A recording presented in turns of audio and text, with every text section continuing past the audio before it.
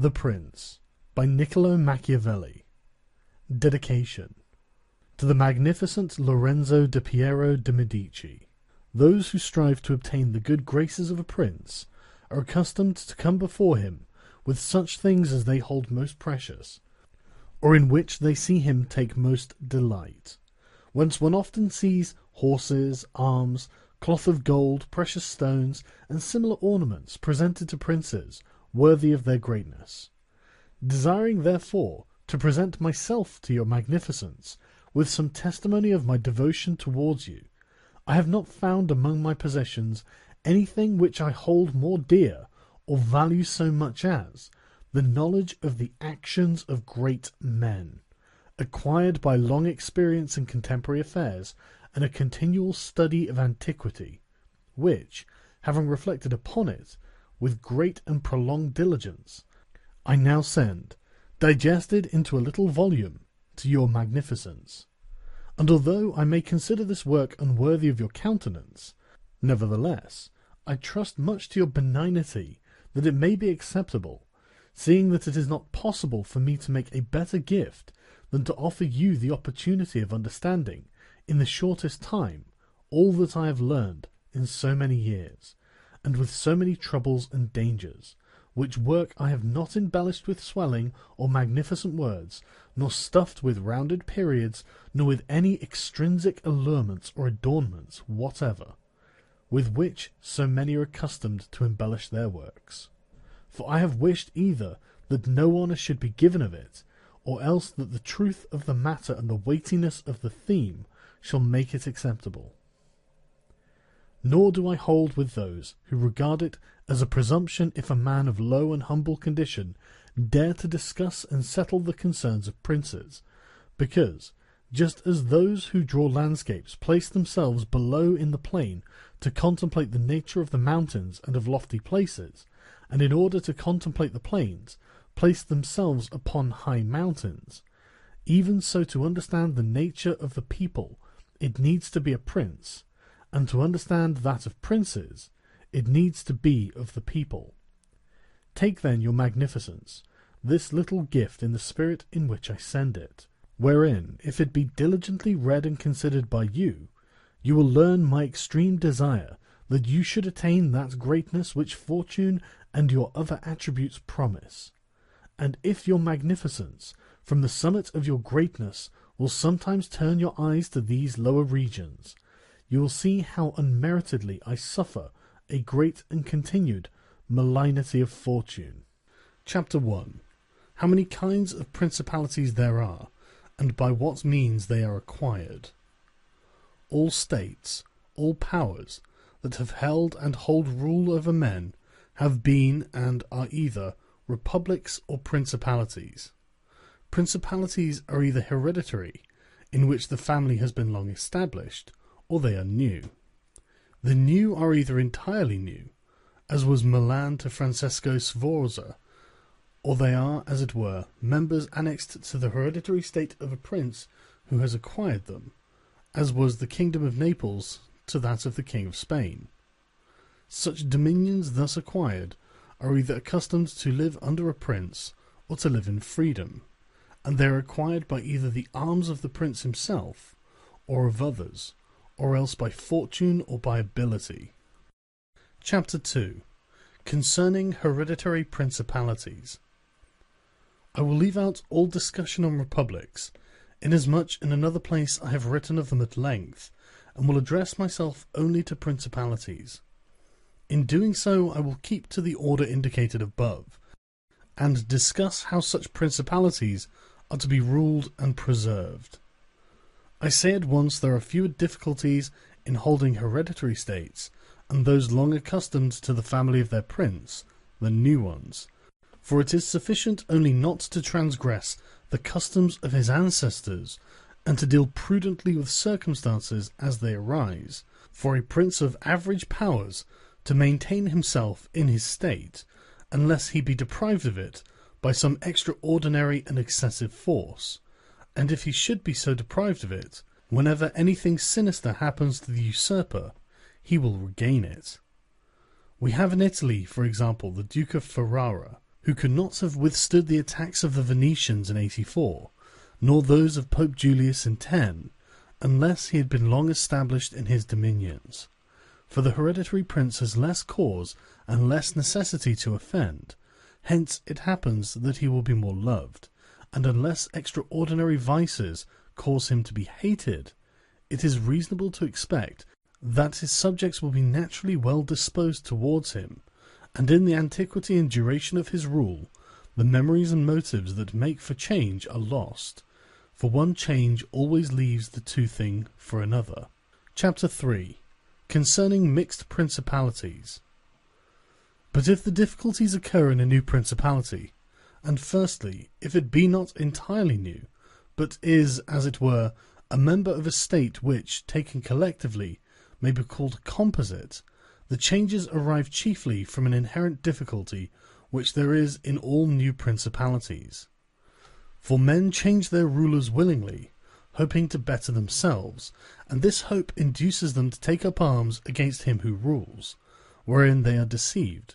because they afterwards find by experience that they have gone from bad to worse.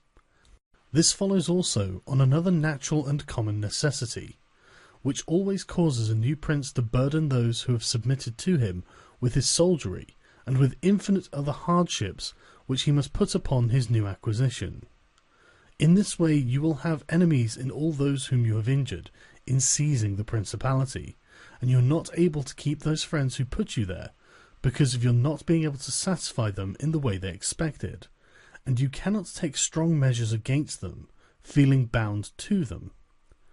For although one may be very strong in armed forces, yet in entering a province one has always need of the goodwill of the natives.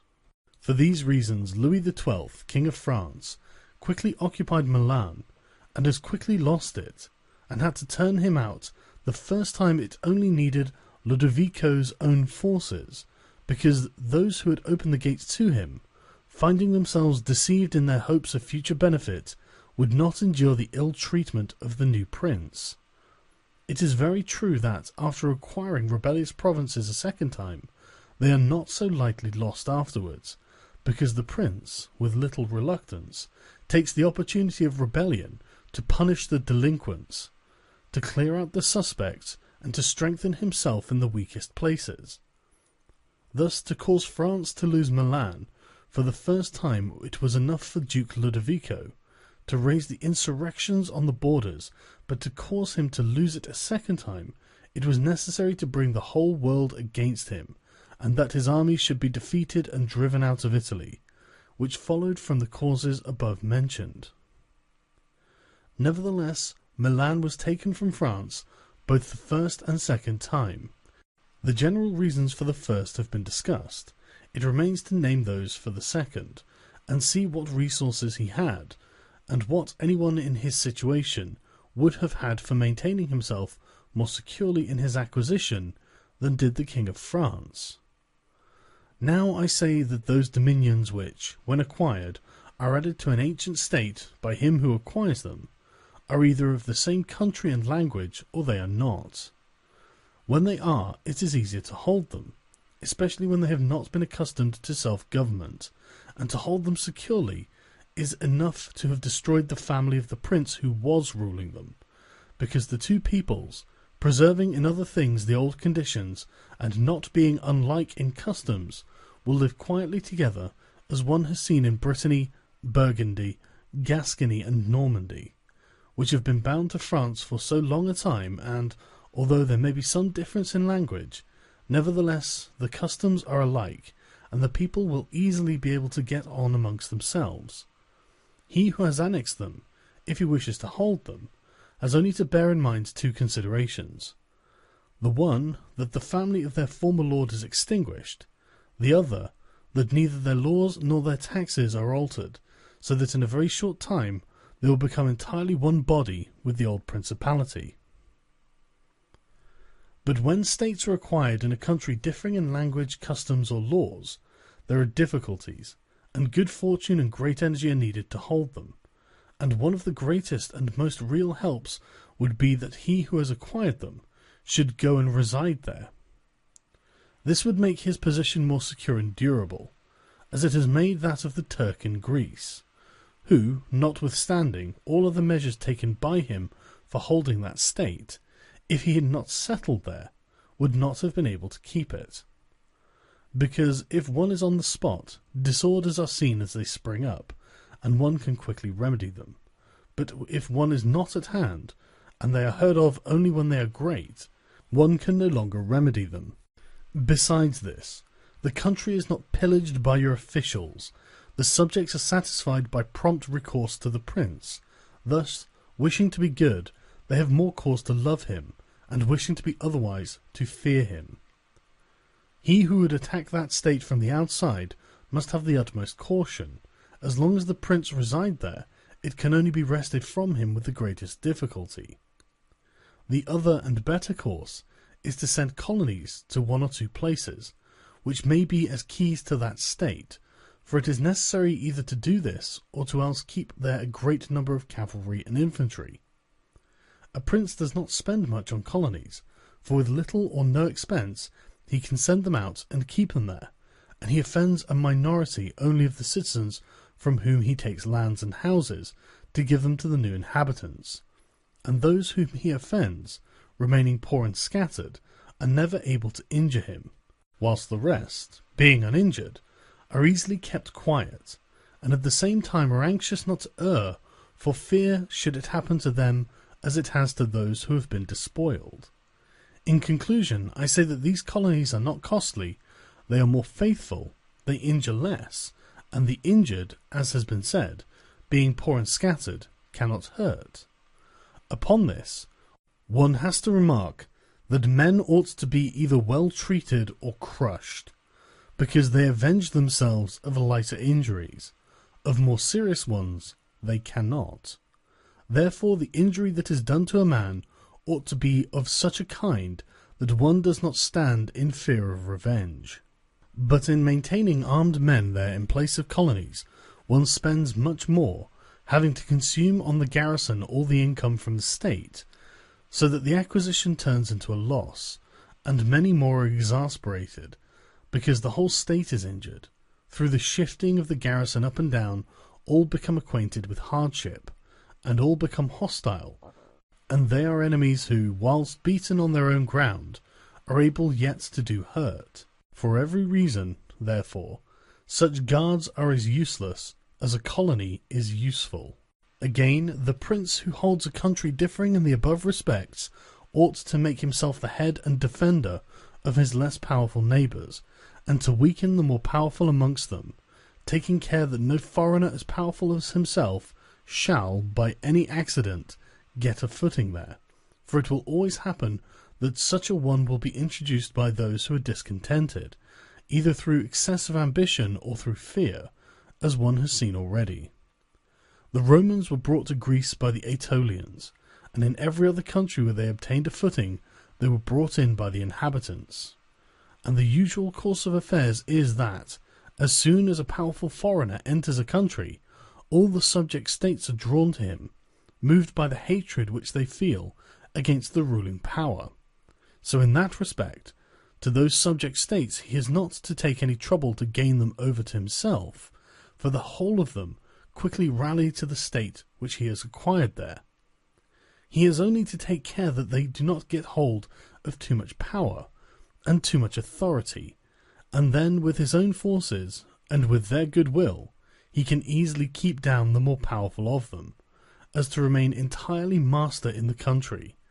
and he who does not properly manage this business will soon lose what he has acquired, and whilst he does it, he will have endless difficulties and troubles.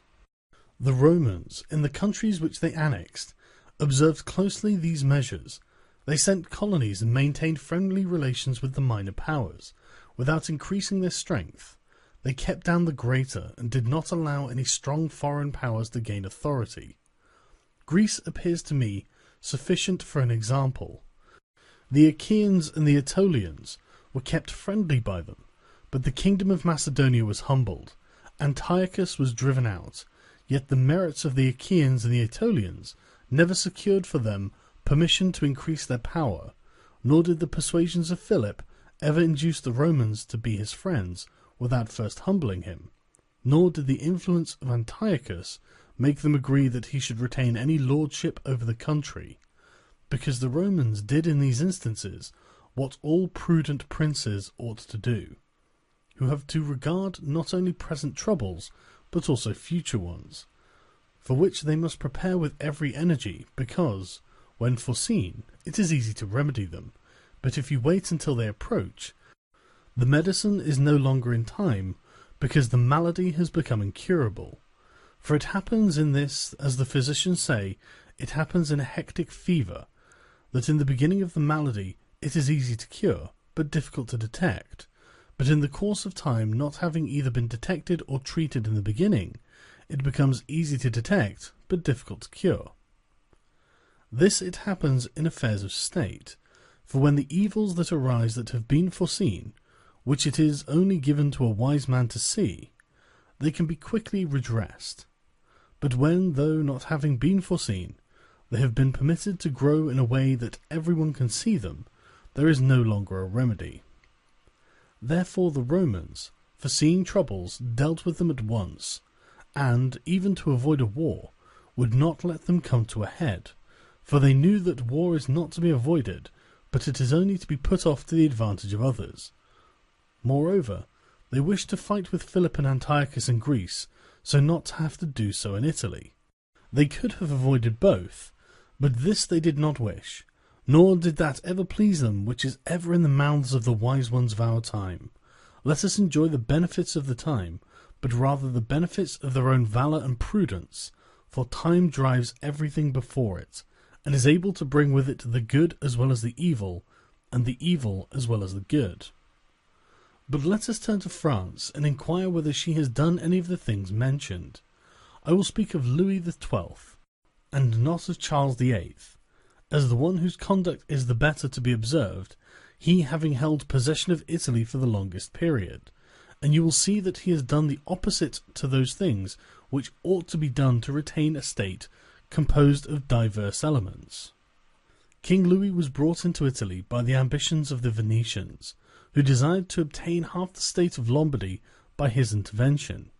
I will not blame the course taken by the king, because wishing to get a foothold in Italy, and having no friends there, seeing rather that every door was shut to him owing to the conduct of Charles, he was forced to accept those friendships which he could get, and he would have succeeded very quickly in his design, if in other matters he had not made some mistakes.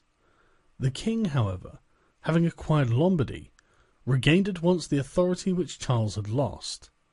Genoa yielded, the Florentines became his friends, the Marquis of Mantua, the Duke of Ferrara, the Bentivogli, my Lady of Forli, the Lords of Faenza, of Pesaro, of Rimini, of Camerino, of Piombino, of Lucchese, the Pisans, the Sienese. Everybody made advances to him to become his friend. Then could the Venetians realize the rashness of the course taken by them, which, in order that they might secure 2 towns in Lombardy, they had made the king the master of 2/3 of Italy. Let anyone now consider with what little difficulty the king could have maintained his position in Italy, had he observed the rules above laid down, and kept all his friends secure and protected, for although they were numerous, they were both weak and timid, some afraid of the church, some of the Venetians, and thus they would always have been forced to stand in with him, and by their means he could easily have made himself secure against those who remained powerful. But he was no sooner in Milan than he did the contrary, by assisting Pope Alexander to occupy the Romagna. It never occurred to him that by this action he was weakening himself, depriving himself of friends, and of those who had thrown themselves into his lap, whilst he aggrandized the church by adding much temporal power to the spiritual, thus giving it greater authority. And having committed this prime error, he was obligated to follow it up,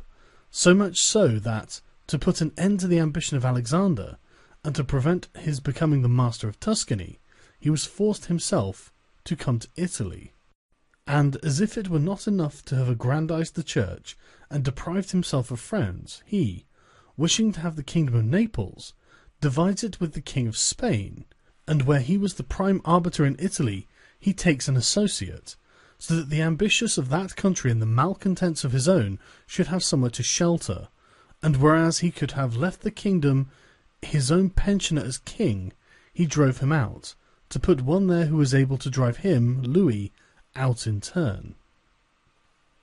The wish to acquire is in truth very natural and common, and men always do so when they can, and for this they will be praised and not blamed. Yet when they cannot do so, yet wish to do so by any means, then there is folly and blame. Therefore, if France could have attacked Naples with her own forces, she ought to have done so. If she could not, then she ought not to have divided it. And if the partition which she had made with the Venetians and Lombardy was justified by the excuse that by it she got a foothold in Italy, this other partition merited blame, for it had not the excuse of that necessity. Therefore Louis made these 5 errors. He destroyed the minor powers. He increased the strength of one of the greater powers in Italy. He brought in a foreign power. He did not settle in the country. He did not send colonies. Which errors, had he lived, were not enough to injure him, had he not made a 6th, by taking away their dominions from the Venetians. Because, had he not aggrandized the church, nor brought Spain into Italy, it would have been very reasonable and necessary to humble them. But having first taken these steps, he ought never have consented to their ruin, for they, being powerful, would always have kept off others from designs on Lombardy, to which the Venetians would never have consented, except to become the masters themselves there. Also because the others would not wish to take Lombardy from France in order to give it to the Venetians, and to run counter to both, they would not have had the courage. And if anyone should say, King Louis yielded the Romagna to Alexander and the kingdom of Spain to avoid war, I answer for the reasons given above that a blunder ought never to be perpetrated to avoid war, because it is not to be avoided, but is only deferred to your disadvantage. And if another should allege the pledge which the king had given the Pope that he would assist him in the enterprise, in exchange for the dissolution of his marriage and for the cap to Rouen, to that I reply what I shall write later on concerning the faith of princes and how it ought to be kept. Thus King Louis lost Lombardy by not having followed any of the conditions observed by those who have taken possession of countries and wished to retain them. Nor is there any miracle in this, but much that is reasonable and quite natural. And on these matters I spoke at Nantes with Rouen, and when Valentino, as Cesare Borgia, the son of the Pope Alexander, was usually called, occupied the Romagna, and on Cardinal Rouen, observing to me that the Italians did not understand war, I replied to him that the French did not understand statecraft, meaning that otherwise they would not have allowed the Church to reach such greatness. And in fact it had been seen that the greatness of the Church and of Spain in Italy had been caused by France, and her ruin may be attributed to them. From this a general rule is drawn, which never or rarely fails, that he who is the cause of another becoming powerful is ruined, because that predominancy has been brought about either by astuteness or else by force, and both are distrusted by him who has been raised to power. Chapter 4.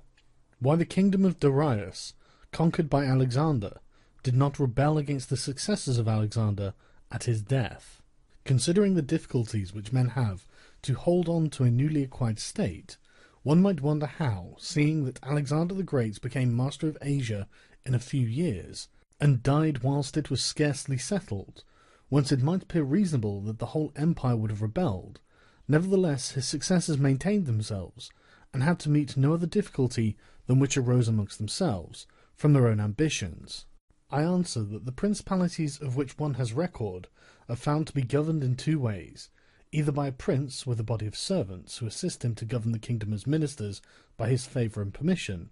or by a prince and barons, who hold that dignity by antiquity of blood, and not by the grace of the prince. Such barons have states in their own subjects, who recognize them as lords and hold them in natural affection. Those states that are governed by a prince and his servants hold their prince in more consideration, because in all the country there is no one who is recognized as superior to him, and yet if they yield obedience to another, they do it as to a minister and an official, and they do not bear him any particular affection.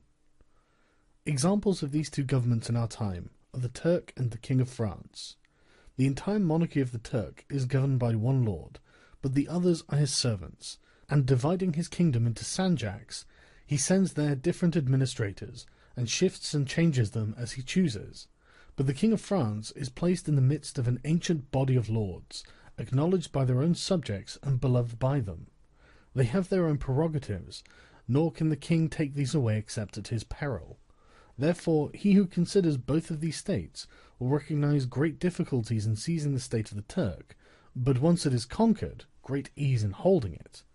The cause of the difficulties in seizing the kingdom of the Turk are that the usurper cannot be called in by the princes of the kingdom, nor can he hope to be assisted in his designs by the revolt of those whom the Lord has around him. This arises from the reasons given above, for his ministers, all being slaves and bondsmen, can only be corrupted with great difficulty, and one can expect little advantage from them once they have been corrupted, as they cannot carry the people with them, for the reasons assigned. Hence, he who attacks the Turks must bear in mind that he will find him united, and will not have to rely more on his own strength than on the revolt of others. But if the Turk has been conquered, and routed in the field in such a way that he cannot replace his armies, there is nothing to fear but the family of the prince, and this, being exterminated, there remains no one to fear, the others having no credit with the people, and as the conqueror did not rely on them before his victory, so he ought not to fear them after it. The contrary happens in kingdoms governed like that of France, because one can easily enter there by gaining over some baron of the kingdom, for one always finds malcontents and such as desire a change. Such men, for the reasons given, can open up the way into the state and render the victory easy. But if you wish to hold it afterwards, you meet with infinite difficulties, both from those who have assisted you and from those you have crushed. Nor is it enough for you to have exterminated the family of the prince, because the lords that remain make themselves the heads of fresh movements against you, and as you are unable either to satisfy or exterminate them, that state is lost whenever time brings the opportunity.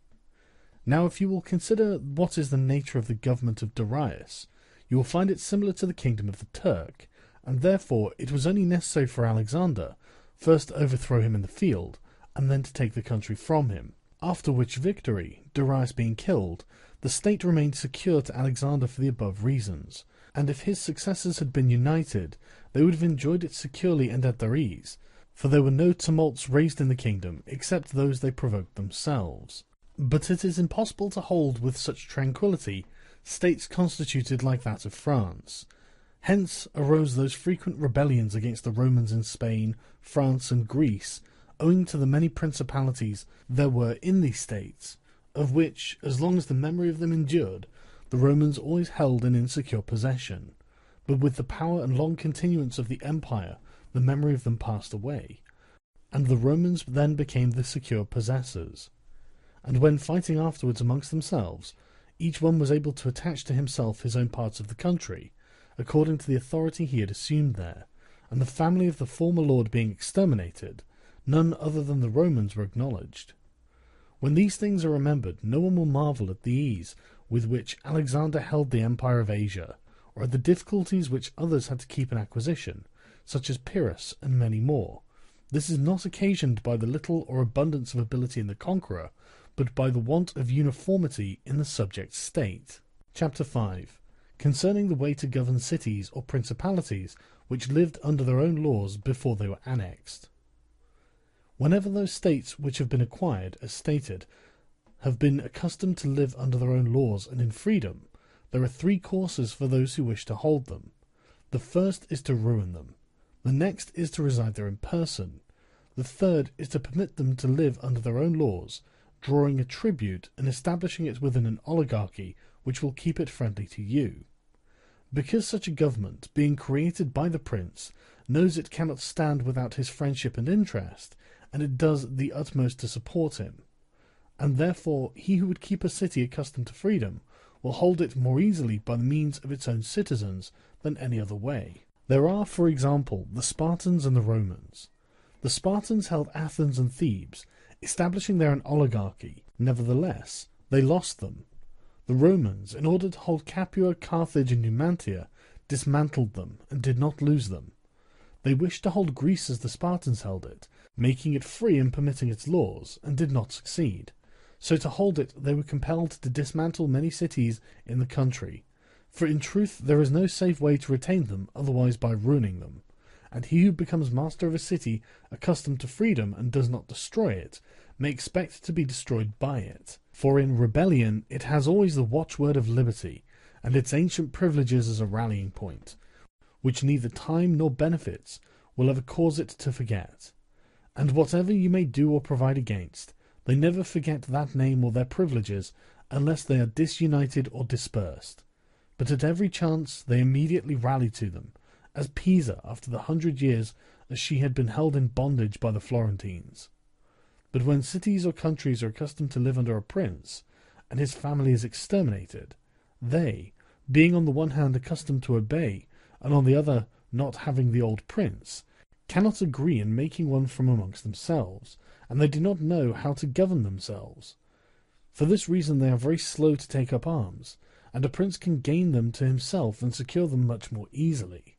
But in republics there is more vitality, greater hatred, and more desire for vengeance, which will never permit them to allow the memory of their former liberty to rest, so that the safest way is to destroy them or to reside there. Chapter 6. Concerning new principalities which are acquired by one's own arms and ability. Let no one be surprised if, in speaking of entirely new principalities, as I shall do, I adduce the highest examples of both prince and of state, because men, walking almost always in paths beaten by others, and following by imitation of their deeds, are yet unable to keep entirely to the ways of others, or attain to the power of those they imitate.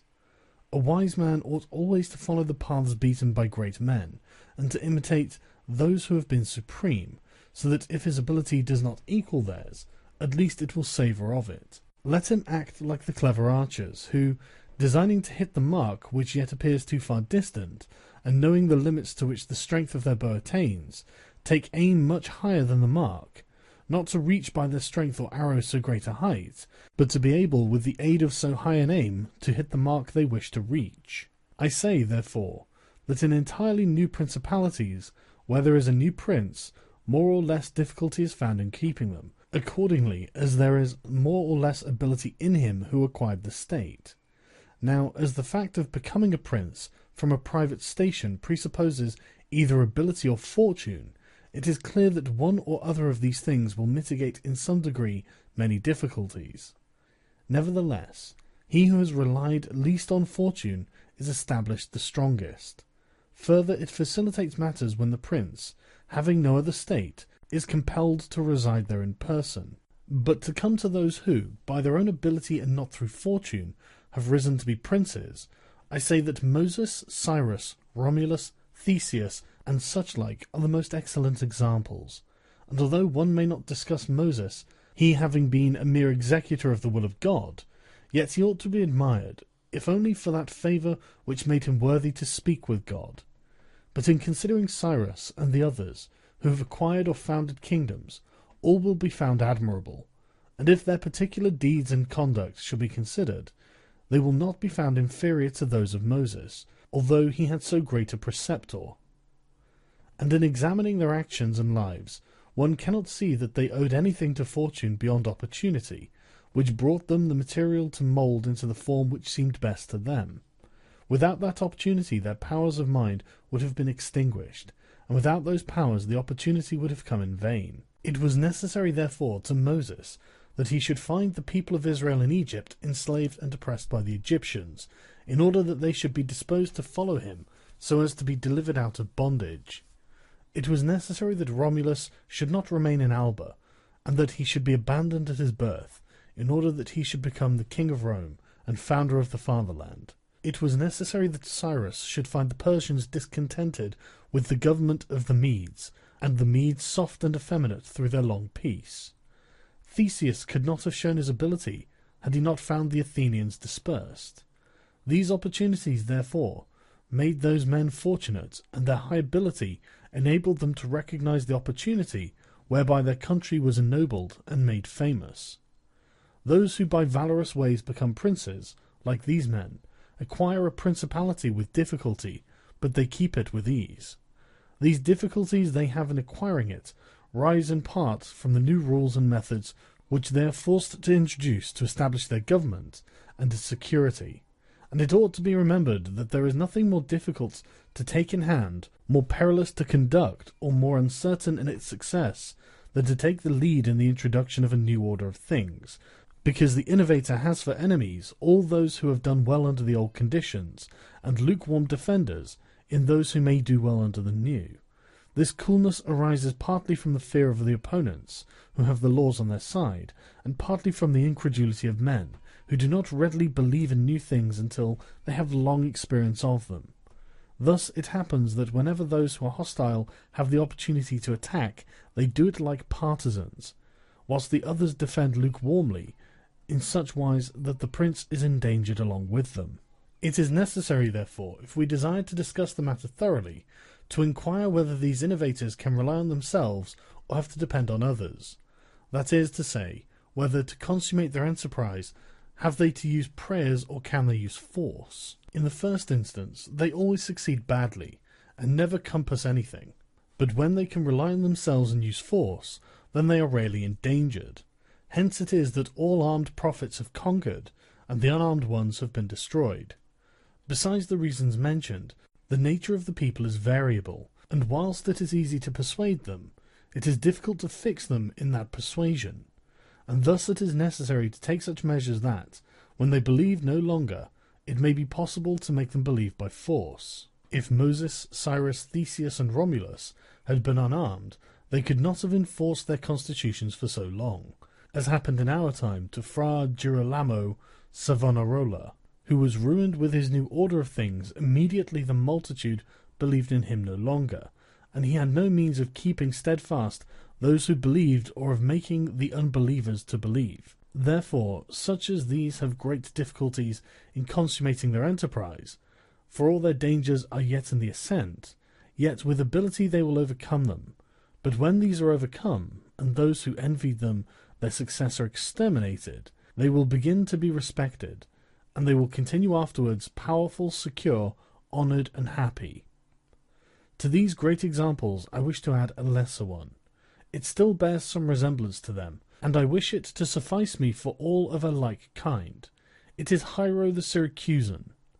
This man rose from a private station to be the Prince of Syracuse, nor did he, either, owe anything to fortune but to opportunity, for the Syracusans, being oppressed, chose him for their captain. Afterwards he was rewarded by being made their prince.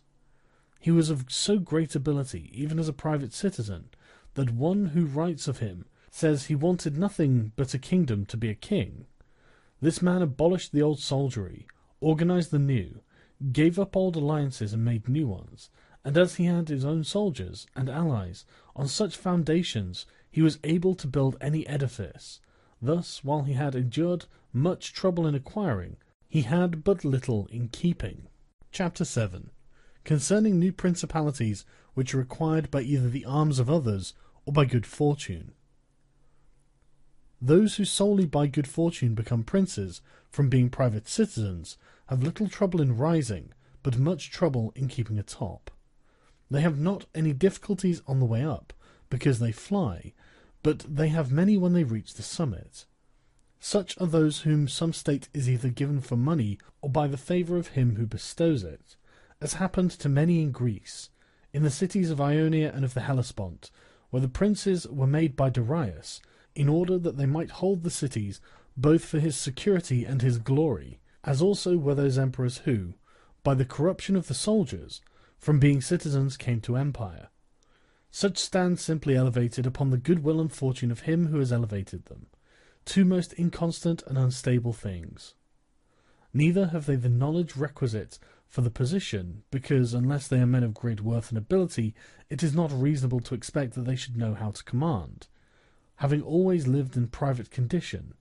Besides, they cannot hold it, because they have not the forces which they can keep friendly and faithful. States that rise unexpectedly then, like all other things in nature, which are born and grow rapidly, cannot leave their foundations and correspondences fixed in such a way that the first storm will not overthrow them, unless, as is said, those who unexpectedly become princes are men of so much ability that they know they have to be prepared at once to hold that which fortune has thrown into their laps, and that those foundations which others have laid before they became princes, they must lay afterwards. Concerning these two methods of rising to be a prince by ability or fortune, I wish to adduce two examples within our own recollection, and these are Francesco Sforza and Cesare Borgia. Francesco, by proper means and with great ability, from being a private person, rose to be Duke of Milan, and that which he had acquired with 1,000 anxieties, he kept with little trouble. On the other hand, Cesare Borgia, called by the people the Duke Valentino, acquired his state during the ascendancy of his father, and on its decline he lost it, notwithstanding that he had taken every measure and done all that ought to be done by a wise and able man to fix firmly his roots in the states, which the arms and fortunes of others had bestowed upon him. Because, as is stated above, he who has not first laid his foundations may be able with great ability to lay them afterwards, but they will be laid with trouble to the architect and danger to the building.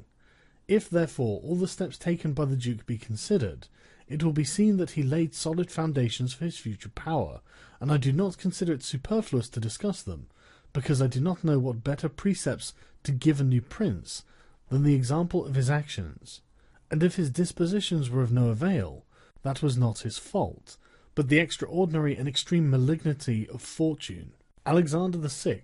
in wishing to aggrandize the Duke, his son, had many immediate and prospective difficulties. First, he did not see his way to make him master of any state that was not a state of the Church, and if he was willing to rob the Church, he knew that the Duke of Milan and the Venetians would not consent, because Faenza and Rimini were already under the protection of the Venetians.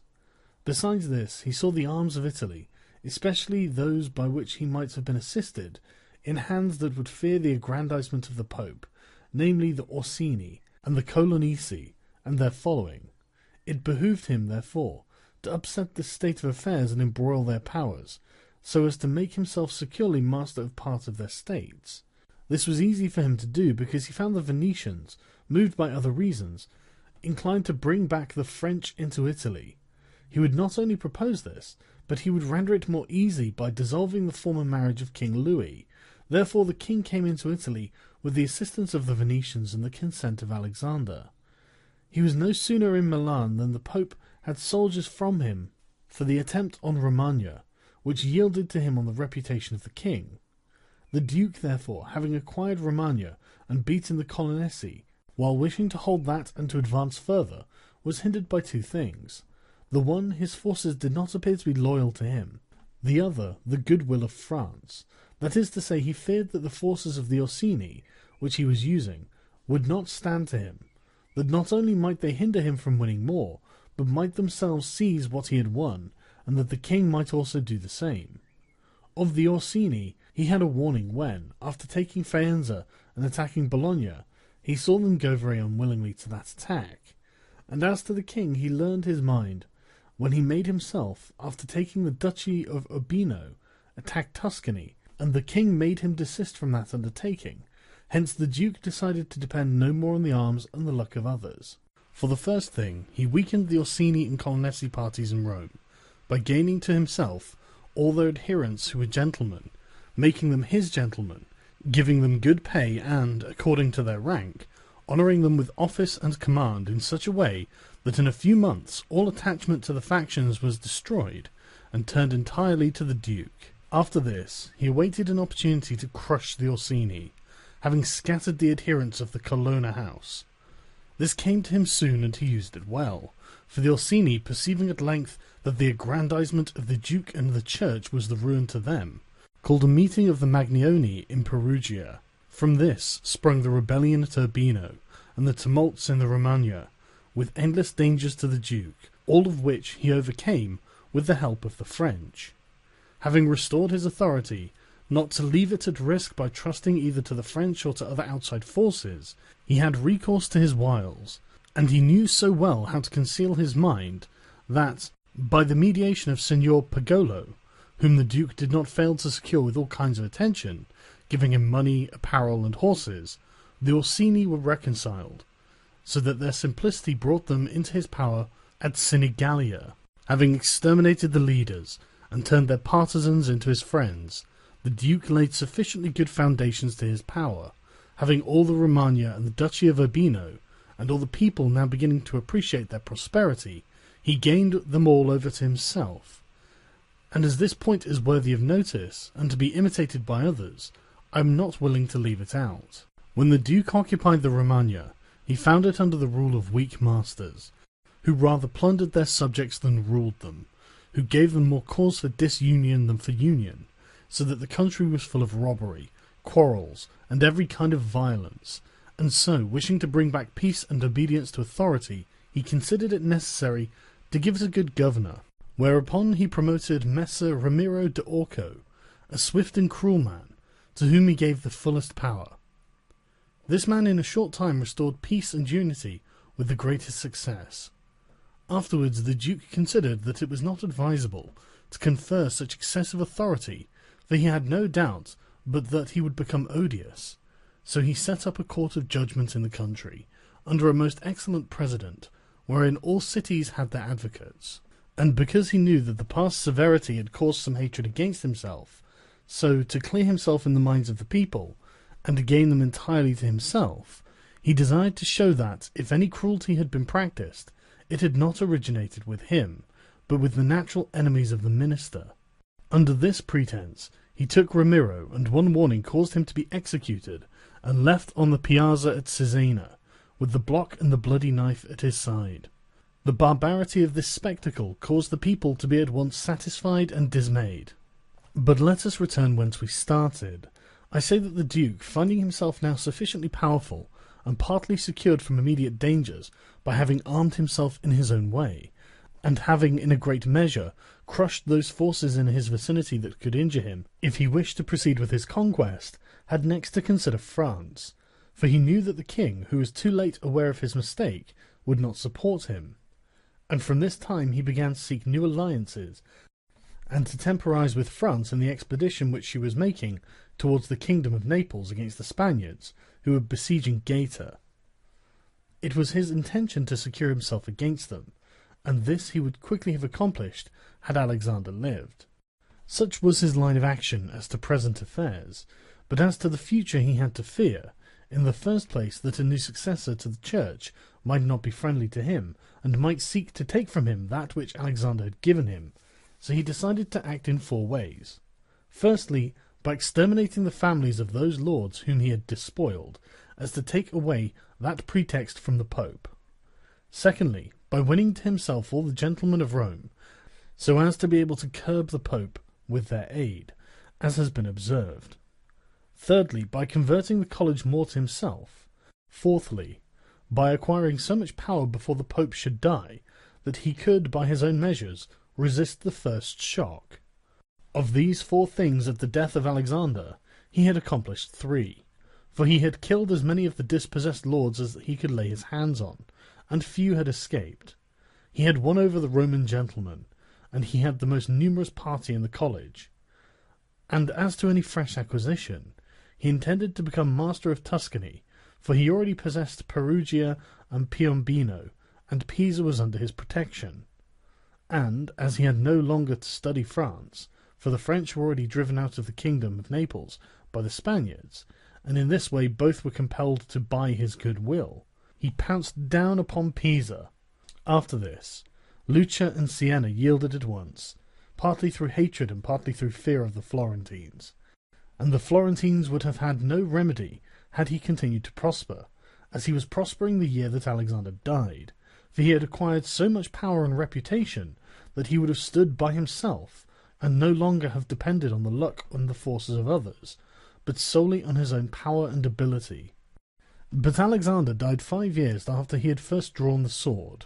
He left the Duke with the state of Romagna alone consolidated, with the rest in the air, between 2 most powerful hostile armies, and sick unto death. Yet there were in the Duke such boldness and ability, and he knew so well how men are to be won or lost, and so firm the foundations which in so short a time he had laid, that if he had not had those armies on his back, or if he had been in good health, he would have overcome all difficulties. As it is seen that his foundations were good, for the Romagna waited for him for more than a month, in Rome, though but half alive, he remained secure, whilst in the Baglioni, the Vitelli, and the Orsini might come to Rome, they could not effect anything against him. If he could not have made Pope him whom he had wished, at least the one whom he did not wish would not have been elected. But if he had been in sound health at the death of Alexander, everything would have been different to him. On the day that Julius II was elected, he told me that he had thought of everything that might occur at the death of his father, and had provided a remedy for all, except that he had never anticipated that, when the death did happen, he himself would be on the point to die. When all the actions of the Duke are recalled, I do not know how to blame him, but rather it appears to be, as I have said, that I ought to offer him for imitation to all those who, by the fortune or arms of others, are raised to government, because he, having a lofty spirit and far-reaching aims, could not have regulated his conduct otherwise, and only the shortness of life of Alexander and his own sickness frustrated his designs. Therefore he who considers it necessary to secure himself in his new principality, to win friends, to overcome either by force or fraud, to make himself beloved and feared by the people, to be followed and revered by the soldiers, to exterminate those who have power or reason to hurt him, to change the old order of things for new, to be severe and gracious, magnanimous and liberal, to destroy a disloyal soldiery and to create new,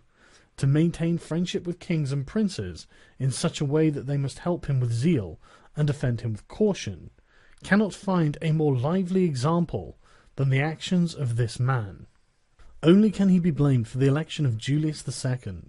in whom he made a bad choice, because, as it said, not being able to elect a pope to his own mind,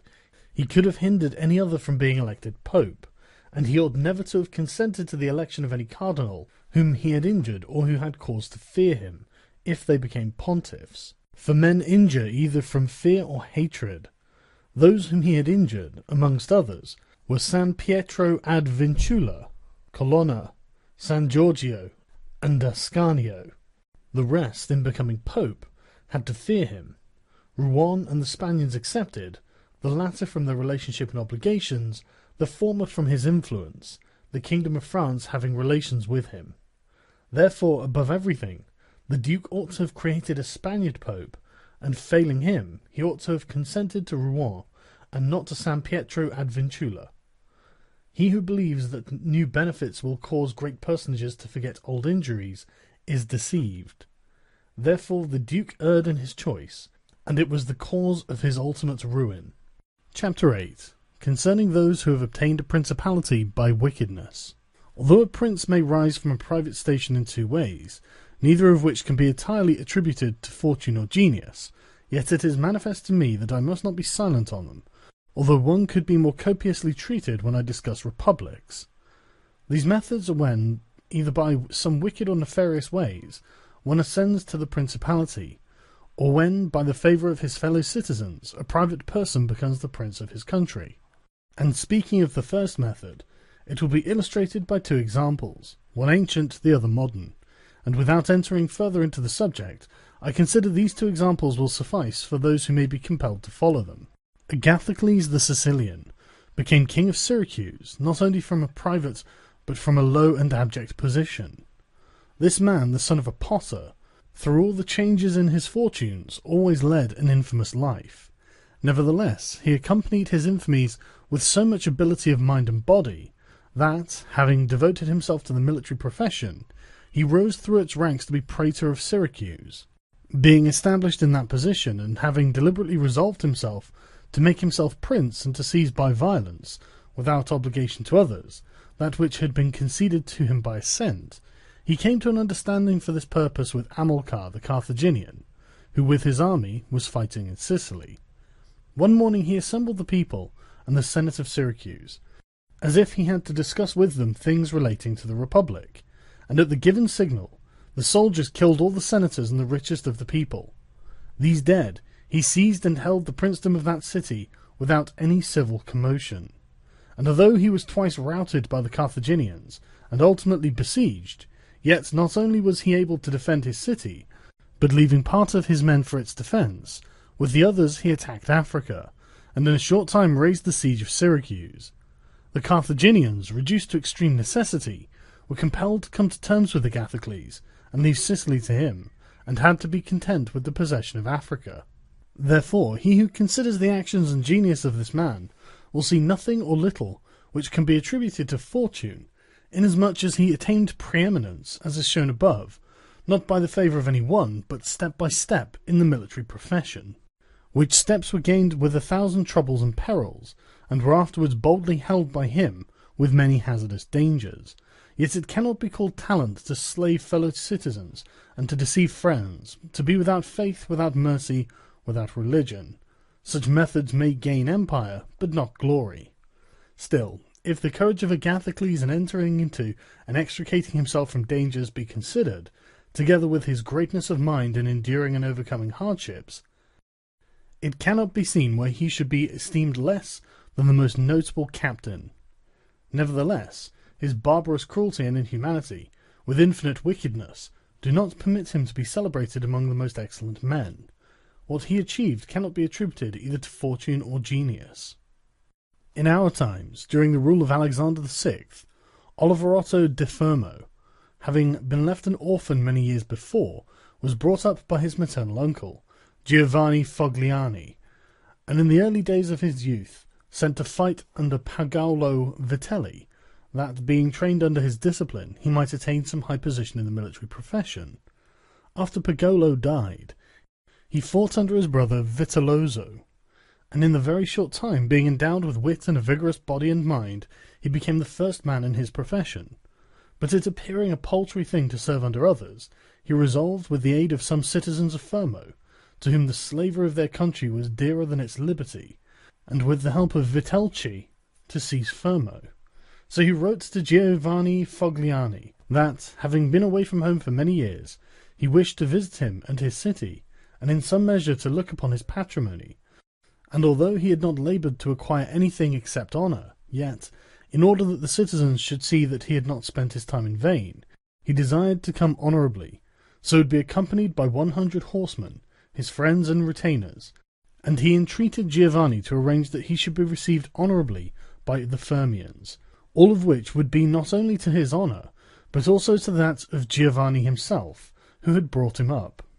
Giovanni, therefore, did not fail in any attentions due his nephew, and he caused him to be honourably received by the Fermians, and he lodged him in his own house, where, having passed some days, and having arranged that was necessary for his wicked designs, Oliverotto gave a solemn banquet to which he invited Giovanni Fogliani and the chiefs of Fermo. When the viands and all the other entertainments that are usual in such banquets were finished, Oliverotto artfully began certain grave discourses, speaking of the greatness of Pope Alexander and his son Caesar, and of their enterprises.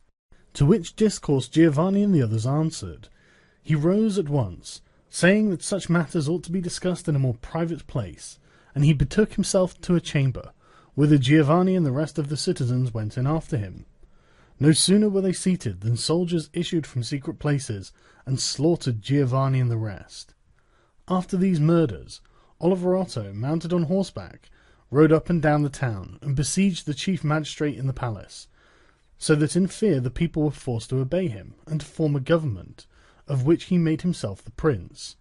He killed all the malcontents who were able to injure him, and strengthened himself with new civil and military ordinances, in such a way that, in the year during which he held the principality, not only was he secure in the city of Fermo, but he had become formidable to all of his neighbours, and his destruction would have been as difficult as that of Agathocles, if he had not allowed himself to be overreached by Caesar Borgia, who took him with the Orsini and the Vitelli at Signigalia, as was stated above. Thus, 1 year after he had committed this parricide, he was strangled, together with Vitellozzo, whom he had made his leader in valour and wickedness. Some may wonder how it can happen that Agathocles, and his like, after infinite treacheries and cruelties, should live for long secure in his country, and defend himself from external enemies, and never be conspired against by his own citizens, seeing that many others, by means of cruelty,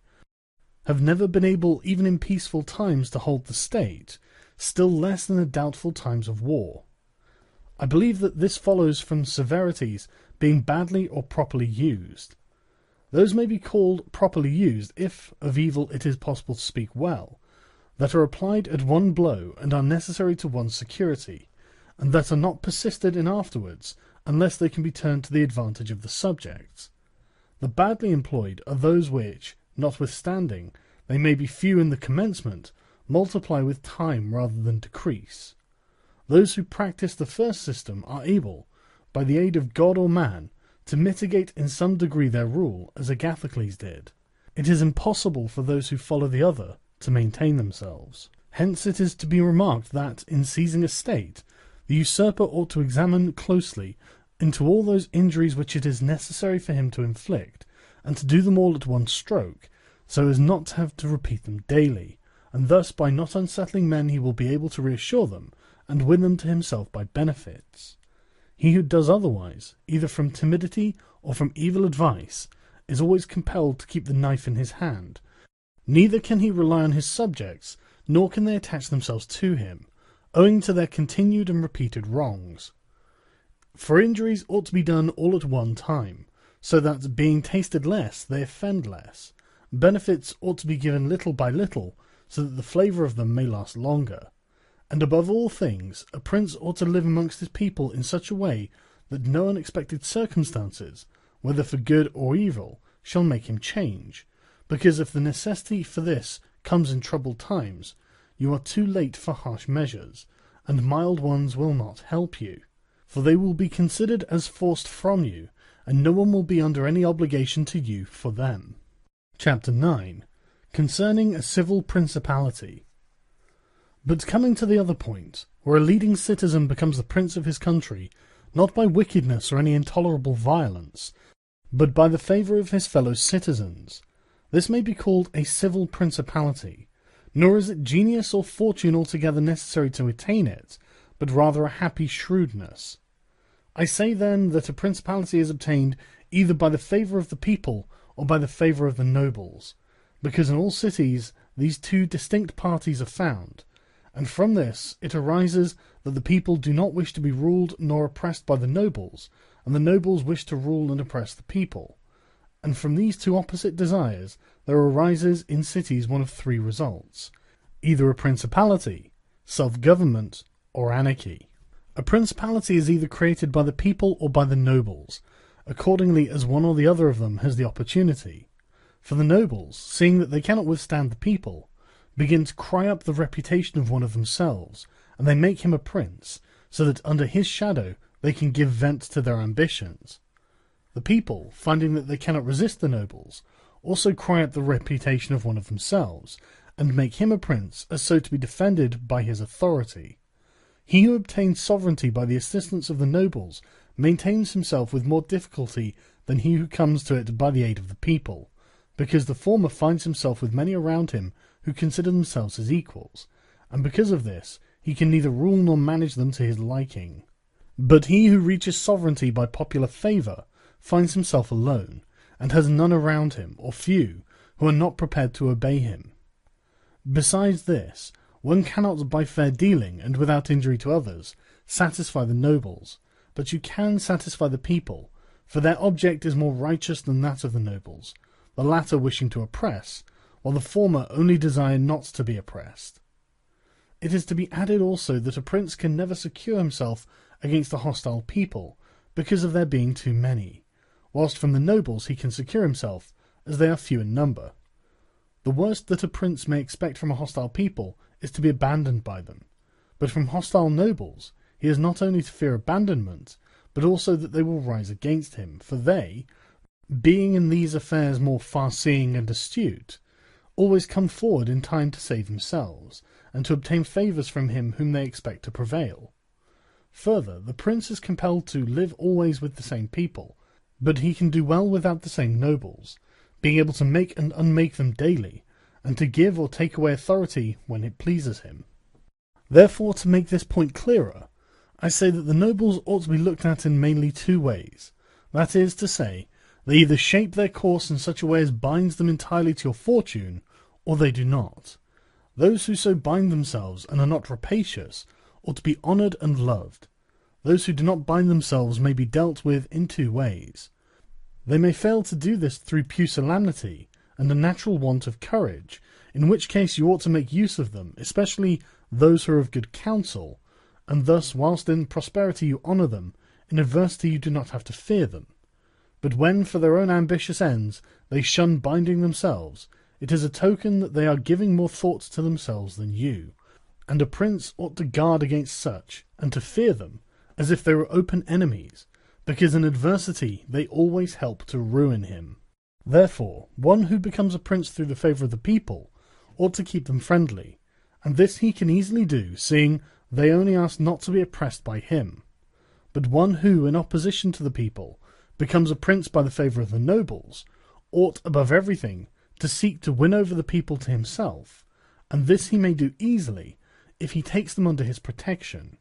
Because men, when they receive good from him of whom they were expecting evil, are bound more closely to their benefactor. Thus the people quickly become more devoted to him than if he had been raised to the principality by their favours, and the prince can win their affections in many ways. But as these vary according to the circumstances, one cannot give fixed rules, so I omit them. But, I repeat, it is necessary for a prince to have the people friendly, otherwise he has no security in adversity. Nabis, prince of the Spartans, sustained the attack of all Greece, and of a victorious Roman army, and against them he defended his country and his government, and for the overcoming of this peril it was only necessary for him to make himself secure against a few, but this would not have been sufficient had the people been hostile. And do not let anyone impugn this statement with the trite proverb that he who builds on the people builds on the mud, for this is true when a private citizen makes a foundation there, and persuades himself that the people will free him when he is oppressed by his enemies or by the magistrates, wherein he would find himself very often deceived, as happened to the Gracchi in Rome and to Messer Giorgio Scali in Florence. But granted a prince who has established himself as above, who can command and is a man of courage, undismayed in adversity, who does not fail in other qualifications, and who, by his resolution and energy, keeps the whole people encouraged, such a one will never find himself deceived in them, and it will be shown that he has laid his foundations well.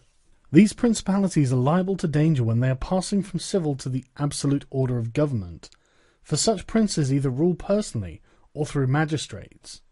In the latter case their government is weaker and more insecure, because it rests entirely on the goodwill of those citizens who are raised to the magistracy, and who, especially in troubled times, can destroy the government with great ease, either by intrigue or open defiance, and the prince has not the chance amid tumults to exercise absolute authority, because the citizens and subjects, accustomed to receive orders from the magistrates, are not of a mind to obey him, amid these confusions, and there will always be in doubtful times a scarcity of men whom he can trust. For such a prince cannot rely upon what he observes in quiet times, when citizens have need of the state, because then everyone agrees with him, they all promise, and when death is far distant, they all wish to die for him. But in troubled times, when the state is in need of its citizens, then he finds but few.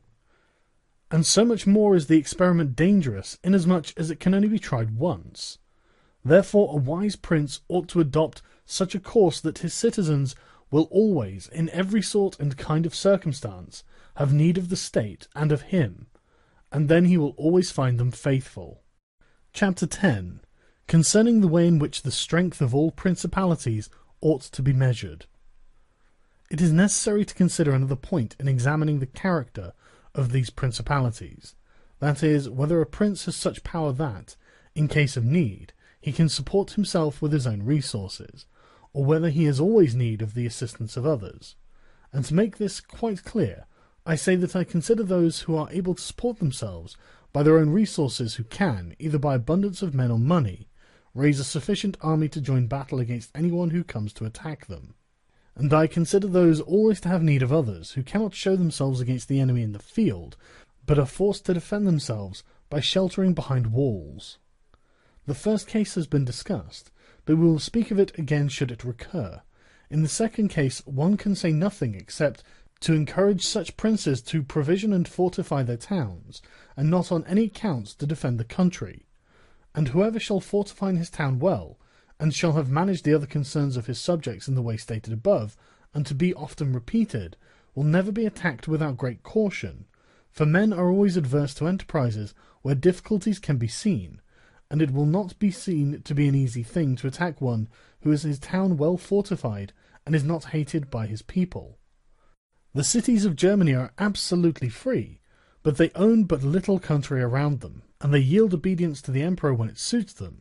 nor do they fear this or any other power that they may have near them, because they are fortified in such a way that everyone thinks the taking of them by assault would be tedious and difficult, seeing that they have proper ditches and walls, they have sufficient artillery, and they always keep in public depots enough for 1 year's eating, drinking, and firing. And beyond this, to keep the people quiet and without loss to the state, they always have the means of giving work to the community in those labours that are the life and strength of the city, and on the pursuit of which the people are supported. They also hold military exercises in repute, and moreover have many ordinances to uphold them. Therefore a prince who has a strong city, and has not made himself odious, will not be attacked, or if anyone should attack, he will only be driven off with disgrace. Again, because the affairs of this world are so changeable, it is almost impossible to keep an army a whole year in the field without being interfered with, and whoever should reply, if the people have property outside the city and see it burnt, they will not remain patient, and the long siege and self-interest will make them forget their prince. To this I answer that a powerful and courageous prince will overcome all such difficulties by giving at one time hope to his subjects that the evil will not be for long, at another time fear of the cruelty of the enemy, then preserving himself adroitly from those subjects who seem to him to be too bold. Further, the enemy would naturally, on his arrival, at once burn and ruin the country at the time when the spirits of the people are still hot and ready for the defence, and therefore so much the less ought the prince to hesitate, because after a time, when spirits have cooled and the damage is already done, the ills are incurred, and there is no longer any remedy, and therefore they are so much more the ready to unite with the prince, he appearing to be under obligations to them now that their houses have been burnt and their possessions ruined in his defence. For it is the nature of men to be bound by the benefits they confer as much by those as they receive. Therefore, if everything is well considered, it will not be difficult for a wise prince to keep the minds of his citizens steadfast from first to last, when he does not fail to support and defend them. Chapter 11. Concerning ecclesiastical principalities. It only remains now to speak of ecclesiastical principalities, touching which all difficulties are prior to getting possession, because they are acquired either by capacity or good fortune, and they can be held without either, for they are sustained by the ancient ordinances of religion, which are so all-powerful, and of such a character that the principalities may be held no matter how their princes behave and live. These princes alone have states and do not defend them. They have subjects and do not rule them, and the states, though unguarded, are not taken from them, and the subjects, although not ruled, do not care, and they have neither the desire nor the ability to alienate themselves. Such principalities only are secure and happy, but being upheld by powers to which the human mind cannot reach, I shall speak no more of them, because, being exalted and maintained by God, it would be the act of a presumptuous and rash man to discuss them. Nevertheless, if anyone should ask of me how it comes that the Church has attained such greatness in temporal power, seeing that from Alexander backwards the Italian potentates, not only those who have been called potentates, but every baron and lord, though the smallest, have valued their temporal power very slightly, yet now a king of France trembles before it, and it has been able to drive him from Italy, and to the ruin of the Venetians. Although this may be very manifest, it does not appear to me superfluous to recall it in some measure to memory. Before Charles, King of France, passed into Italy, this country was under the dominion of the Pope, the Venetians, the King of Naples, the Duke of Milan, and the Florentines. These potentates had two principal anxieties: the one that no foreigner should enter Italy under arms, the other that none of themselves should seize more territory. Those about whom there was most anxiety were the Pope and the Venetians. To restrain the Venetians, the union of all the others was necessary, as it was for the defence of Ferrara, and to keep down the Pope they made use of the barons of Rome,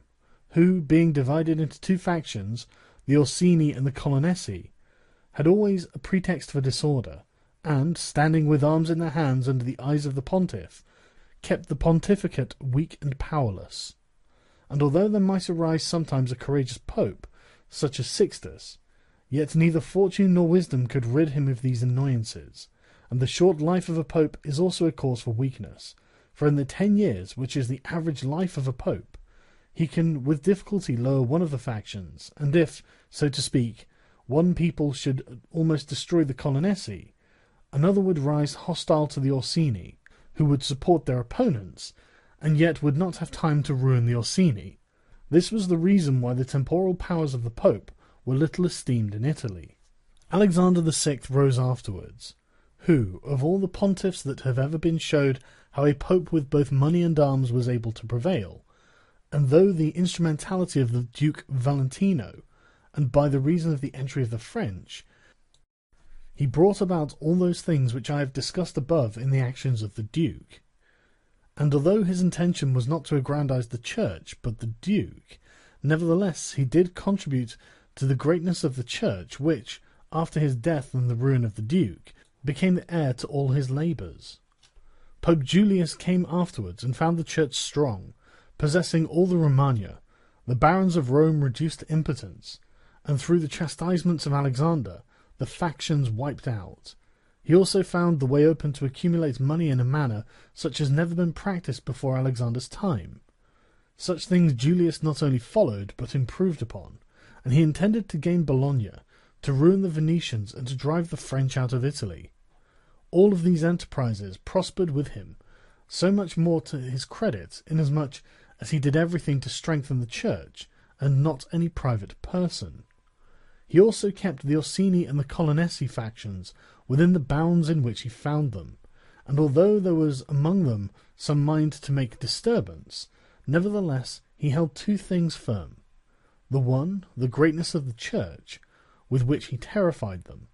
and the other, not allowing them to have their own cardinals, who caused the disorders among them. For whenever these factions have their cardinals, they do not remain quiet for long, because cardinals foster the factions in Rome and out of it, and the barons are compelled to support them, and thus from the ambitions of prelates arise disorders and tumults among the barons. For these reasons His Holiness Pope Leo found the pontificates most powerful, and it is to be hoped that, if others made it great in arms, he will make it still greater and more venerated by his goodness and infinite other virtues. Chapter 12. How many kinds of soldiery there are, and concerning mercenaries. Having discoursed particularly on the characteristics of such principalities as in the beginning I proposed to discuss, and having considered in some degree the causes of their being good or bad, and having shown the methods by which they have sought to acquire them and to hold them, it now remains for me to discuss generally the means of offence and defence which belong to each of them. We have seen above how necessary it is for a prince to have his foundations well laid, otherwise it follows of necessity that he will go to ruin. The chief foundations of all states, new as well as old or composite, are good laws and good arms, and as there cannot be good laws where the state is not well armed, it follows that where they are well armed they have good laws. I shall leave the laws out of the discussion, and I shall speak of the arms. I say, therefore, that the arms with which a prince defends his state are either his own, or they are mercenaries, auxiliaries, or mixed. Mercenaries and auxiliaries are useless and dangerous, and if one holds his state based on these arms, he will stand neither firm nor safe, for they are disunited, ambitious, and without discipline, unfaithful, valiant before friends, cowardly before enemies. They have neither the fear of God nor fidelity to men, and destruction is deferred only so long as the attack is. For in peace one is robbed by them, and in war by the enemy. The fact is, They have no other attraction or reason for keeping the field than a trifle of a stipend, which is not sufficient to make them willing to die for you. They are ready enough to be your soldiers, whilst you do not make war, but if war comes, they take themselves off or run from the foe, which I should have little trouble to prove, for the ruin of Italy has been caused by nothing else than by resting all her hopes for many years on mercenaries. And although they formerly made some display and appeared valiant amongst themselves, yet when the foreigners came they showed what they were. Thus it was that Charles, King of France, was allowed to seize Italy with chalk in hand, and he who told us that our sins were the cause of it told the truth, but they were not the sins he imagined, but those of which I have related, and as they were the sins of princes, it is the princes who have also suffered the penalty. I wish to demonstrate further the infelicity of these arms. The mercenary captains are either capable men or they are not, and if they are, you cannot trust them, because they always aspire to their own greatness, either by oppressing you, who are their master, or others contrary to your intentions. But if the captain is not skilful, you are ruined in the usual way. And if it be urged that whoever is armed will act in the same way, whether mercenary or not, I reply that when arms have been resorted to, either by a prince or a republic, then the prince ought to go in person and perform the duty of a captain. The republic has to send its citizens, and when one is sent who does not turn out satisfactorily, it ought to recall him, and when one is worthy, to hold him by the laws so he does not leave the command. And experience has shown that princes and republics, single-handed, making the greatest progress, and mercenaries doing nothing except damage, and it is more difficult to bring a republic, armed with its own arms, under the sway of one of its citizens, than it is to bring one armed with foreign arms. Rome and Sparta stood for many ages armed and free. The Switzers are completely armed and quite free. Of ancient mercenaries, for example, there are the Carthaginians, who were oppressed by their mercenary soldiers after the first war with the Romans, although the Carthaginians had their own citizens for captains. After the death of Epaminondas, Philip of Macedon was made captain of their soldiers by the Thebans, and after victory he took away their liberty. Duke Filippo being dead, the Milanese enlisted Francesco Sforza against the Venetians, and he, having overcome the enemy at Caravaggio, allied himself with them to crush the Milanese, his masters. His father, Sforza, having been engaged by Queen Johanna of Naples, left her unprotected, so that she was forced to throw herself into the arms of the King of Aragon, to save her kingdom. And if the Venetians and Florentines formerly extended their dominions by these arms, and yet their captains did not make themselves princes, but have defended them, I reply that the Florentines in this case have been favoured by chance, for of the able captains of whom they might have stood in fear, some have not conquered, some have been opposed, and others have turned their ambitions elsewhere. One who did not conquer was Giovanni Acuto, and since he did not conquer, his fidelity cannot be proved. But everyone will acknowledge that, had he conquered, the Florentines would have stood at his discretion. Sforza had the Bracceschi always against him, so they watched each other. Francesco turned his ambition to Lombardy, Braccio against the Church and the Kingdom of Naples. But let us come to that which happened a short while ago. The Florentines appointed as their captain Pagolo Vitelli, a most prudent man, from whom a private position had risen to the greatest renown. If this man had taken Pisa, nobody can deny that it would have been proper for the Florentines to keep in with him, for if he became the soldier of their enemies, they had no means of resisting, and if they held to him, they must obey him. The Venetians, if their achievements are considered, will be seen to have acted safely and gloriously, so long as they sent to war their own men. When armed with gentlemen and plebeians, they did valiantly. This was before they turned to enterprises on land, but when they began to fight on land, they forsook this virtue, and followed the custom of Italy.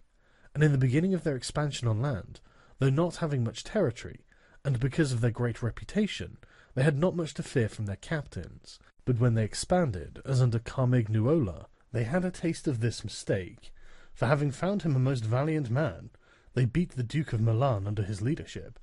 and, on the other hand, knowing how lukewarm he was in the war, they feared they would no longer conquer under him, and for this reason they were not willing, nor were they able, to let him go, and so, not to lose again that which they had acquired, they compelled, in order to secure themselves, to murder him. They had afterwards for their captains Bartolomeo di Bergamo, Roberto da San Severino, the Count of Pitigliano, and the like, under whom they had to dread loss and not gain, as happened afterwards at Viella, where in one battle they lost that which in 800 years they had acquired with so much trouble,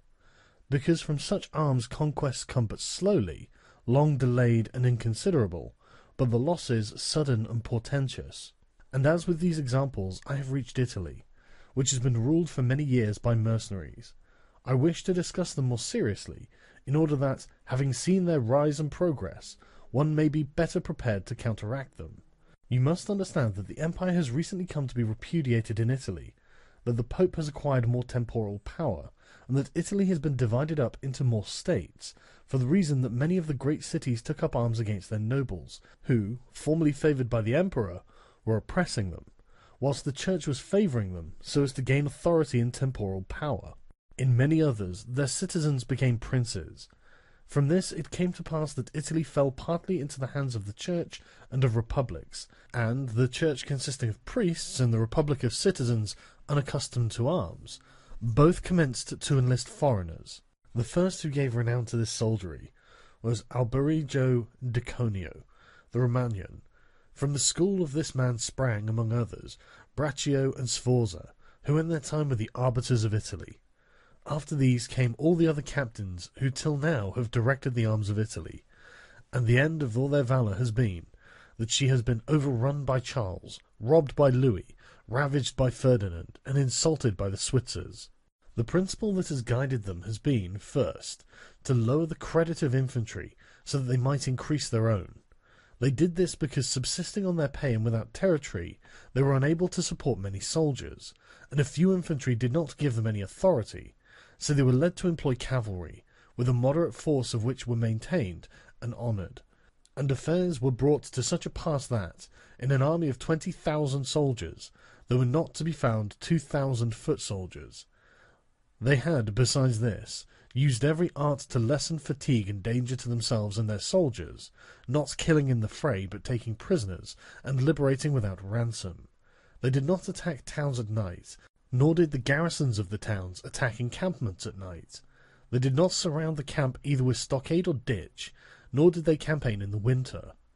All of these things were permitted by their military rules, and devised by them to avoid, as I have said, both fatigue and dangers. Thus they have brought Italy to slavery and contempt. Chapter 13. Concerning auxiliaries, mixed soldiery, and one's own.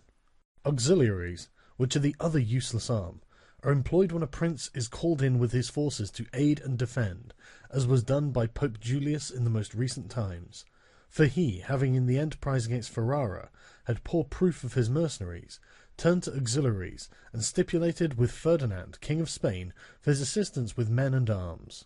These arms may be useful and good in themselves, but for him who calls them in, they are always disadvantageous, for losing one is undone, and winning one is their captive. And although ancient histories may be full of examples, I do not wish to leave this recent one of Pope Julius II, the peril of which cannot fail to be perceived, for he, wishing to get Ferrara, threw himself entirely into the hands of the foreigner,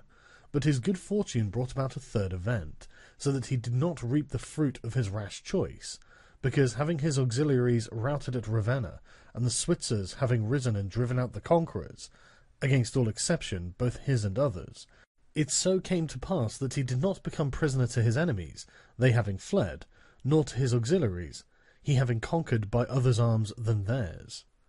The Florentines, being entirely without arms, sent 10,000 Frenchmen to take Pisa, whereby they ran more danger than at any other time of their troubles. The Emperor of Constantinople, to oppose his neighbours, sent 10,000 Turks into Greece, who, on the war being finished, were not willing to quit. This was the beginning of the servitude of Greece to the infidels. Therefore, let him who has no desire to conquer make use of these arms, for they are much more hazardous than mercenaries, because with them the ruin is already made. They are all united, all yield obedience to others, but with mercenaries, when they have conquered, more time and better opportunities are needed to injure you. They are not all of one community, they are found and paid by you, and a third party, which you have made their head, is not able all at once to assume enough authority to injure you. In conclusion, in mercenaries dastardly is most dangerous, in auxiliaries valour. The wise prince, therefore, has always avoided these arms, and turned to his own, and has been willing rather to lose with them than to conquer with the others, not deeming that a real victory, which is gained with the arms of others. I shall never hesitate to cite Cesare Borgia and his actions. This duke entered the Romagna with auxiliaries, taking there only French soldiers, and with them he captured Imola and Forli. But afterwards, such forces not appearing to him reliable, he turned to mercenaries, discerning the less danger in them, and enlisted the Orsini and the Vitelli, whom presently, on handling and finding them doubtful, unfaithful, and dangerous, he destroyed and turned to his own men. And the difference between one and the other of these forces can easily be seen when one considers the difference there was in the reputation of the Duke, when he had the French, when he had the Orsini and the Vitelli, and when he relied on his own soldiers, on whose fidelity he could always count, and found it ever increasing. He was never esteemed more highly than when everyone saw that he was the complete master of his own forces. I was not intending to go beyond Italian and recent examples, but I am unwilling to leave out Hiero, the Syracusan, he being one of those I have named above. This man, as I have said, made head of the army by the Syracusans, soon found out that a mercenary soldiery, constituted like our Italian condottieri, was of no use, and it appearing to him that he could neither keep them nor let them go, he had them all cut to pieces, and afterwards made war with his own forces, and not with aliens. I wish also to recall to memory an instance from the Old Testament applicable to this subject. David offered himself to Saul to fight with Goliath, the Philistine champion, and, to give him courage, Saul armed him with his own weapons, which David rejected as soon as he had them on his back, saying that he could make no use of them, and that he wished to meet the enemy with his sling and knife. In conclusion, the arms of soldiers either fall from your back, or they weigh you down, or they bind you fast. Charles VII, father of King Louis XI, having by good fortune and valour liberated France from the English, recognized the necessity of being armed with forces of his own, and he established in his kingdom ordinances concerning men-at-arms and infantry. Afterwards, his son King Louis abolished the infantry, and began to enlist the Switzers, which mistake, followed by others, is, as is now seen, a source of peril to that kingdom, because, having raised the reputation of the Switzers, he has entirely diminished the value of his own arms, for he has destroyed the infantry altogether, and his men-at-arms he has subordinated to others, for, being as they were so accustomed to fight along with the Switzers, it does not appear that they can now conquer without them. Hence it arises that the French cannot stand against the Switzers, and without the Switzers they do not come off well against the others. The armies of the French have thus become mixed, partly mercenary and partly national, both of which arms together are much better than mercenaries alone or auxiliaries alone, but much inferior to one's own forces. And this example proves it, for the kingdom of France would be unconquerable if the ordinance of Charles had been enlarged or maintained. But the scanty wisdom of man, on entering into an affair which looks well at first, cannot discern the poison that is hidden in it, and as I have said above of hectic fevers. Therefore, if he who rules a principality cannot recognize evils until they are upon him, he is not truly wise, and this insight is given to few. And if the first disaster to the Roman Empire should be examined, it will be found to have commenced only with the enlisting of the Goths, because from that time the vigour of the Roman Empire began to decline, and all that valour which had raised it passed away to others. I conclude, therefore, that no principality is secure without having its own forces. On the contrary, it is entirely dependent on good fortune, not having the valour which in adversity would defend it. And it has always been the opinion and judgment of wise men that nothing can be so uncertain or unstable as fame or power not founded on its own strength. And one's own forces are those which are composed of either subjects, citizens, or dependents. All others are mercenaries or auxiliaries. And the way to make ready one's own forces will be easily found if the rules suggested by me shall be reflected upon, and if one will consider how Philip, father of Alexander the Great, and many republics and princes have armed and organized themselves, to which rules I entirely commit myself. Chapter 14. That which concerns a prince on the subject of the art of war. A prince ought to have no other aim or thought, nor select anything else for his study, than war, and its rules and discipline, for this is the sole art that belongs to him who rules, and it is of such force that it not only upholds those who are born princes, but it often enables men to rise from a private station to that rank. And on the contrary, it is seen that when princes have thought more of ease than of arms, they have lost their states. And the first cause of your losing it is to neglect this art, and what enables you to acquire a state is to be master of the art. Francesco Sforza, though being marshal, from a private person became Duke of Milan, and the sons, through avoiding the hardship and troubles of arms, from dukes became private persons. For among other evils which being unarmed brings you, it causes you to be despised, and this is one of those ignominities against you which a prince ought to guard himself, as is shown later on, because there is nothing proportionate between the armed and the unarmed, and it is not reasonable that he who is armed should yield obedience willingly to him who is unarmed,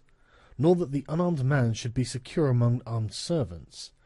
because there being in one disdain and another suspicion, it is not possible for them to work well together. Therefore a prince who does not understand the art of war, over and above the other misfortunes already mentioned, cannot be respected by his soldiers, nor can he rely on them. He ought never, therefore, to have out of his thoughts the subject of war, and in peace he should addict himself more to its exercise than in war.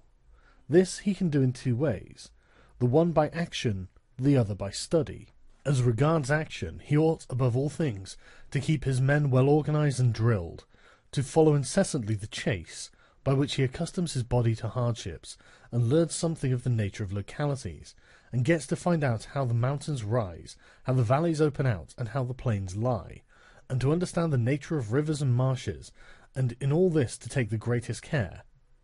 Which knowledge is useful in two ways. Firstly, he learns to know his country, and is better able to undertake its defence. Afterwards, by means of the knowledge and observation of that locality, he understands with ease any other which it may be necessary for him to study hereafter, because the hills and valleys and plains and rivers and marshes that are, for instance, in Tuscany, have a certain resemblance to those of other countries, so that with a knowledge of the aspect of one country one can easily arrive at a knowledge of others. And the prince that lacks this skill lacks the essential which it is desirable that a captain should possess, for it teaches him to surprise his enemy, to select quarters, to lead armies, to array the battle, to besiege towns to advantage. Philopoemen, prince of the Achaeans, among other praises which writers have bestowed upon him, is commended because in time of peace he never had anything on his mind but the rules of war, and when he was in the country with his friends, he often stopped and reasoned with them. If the enemy should be upon that hill, and we should find ourselves here with our army,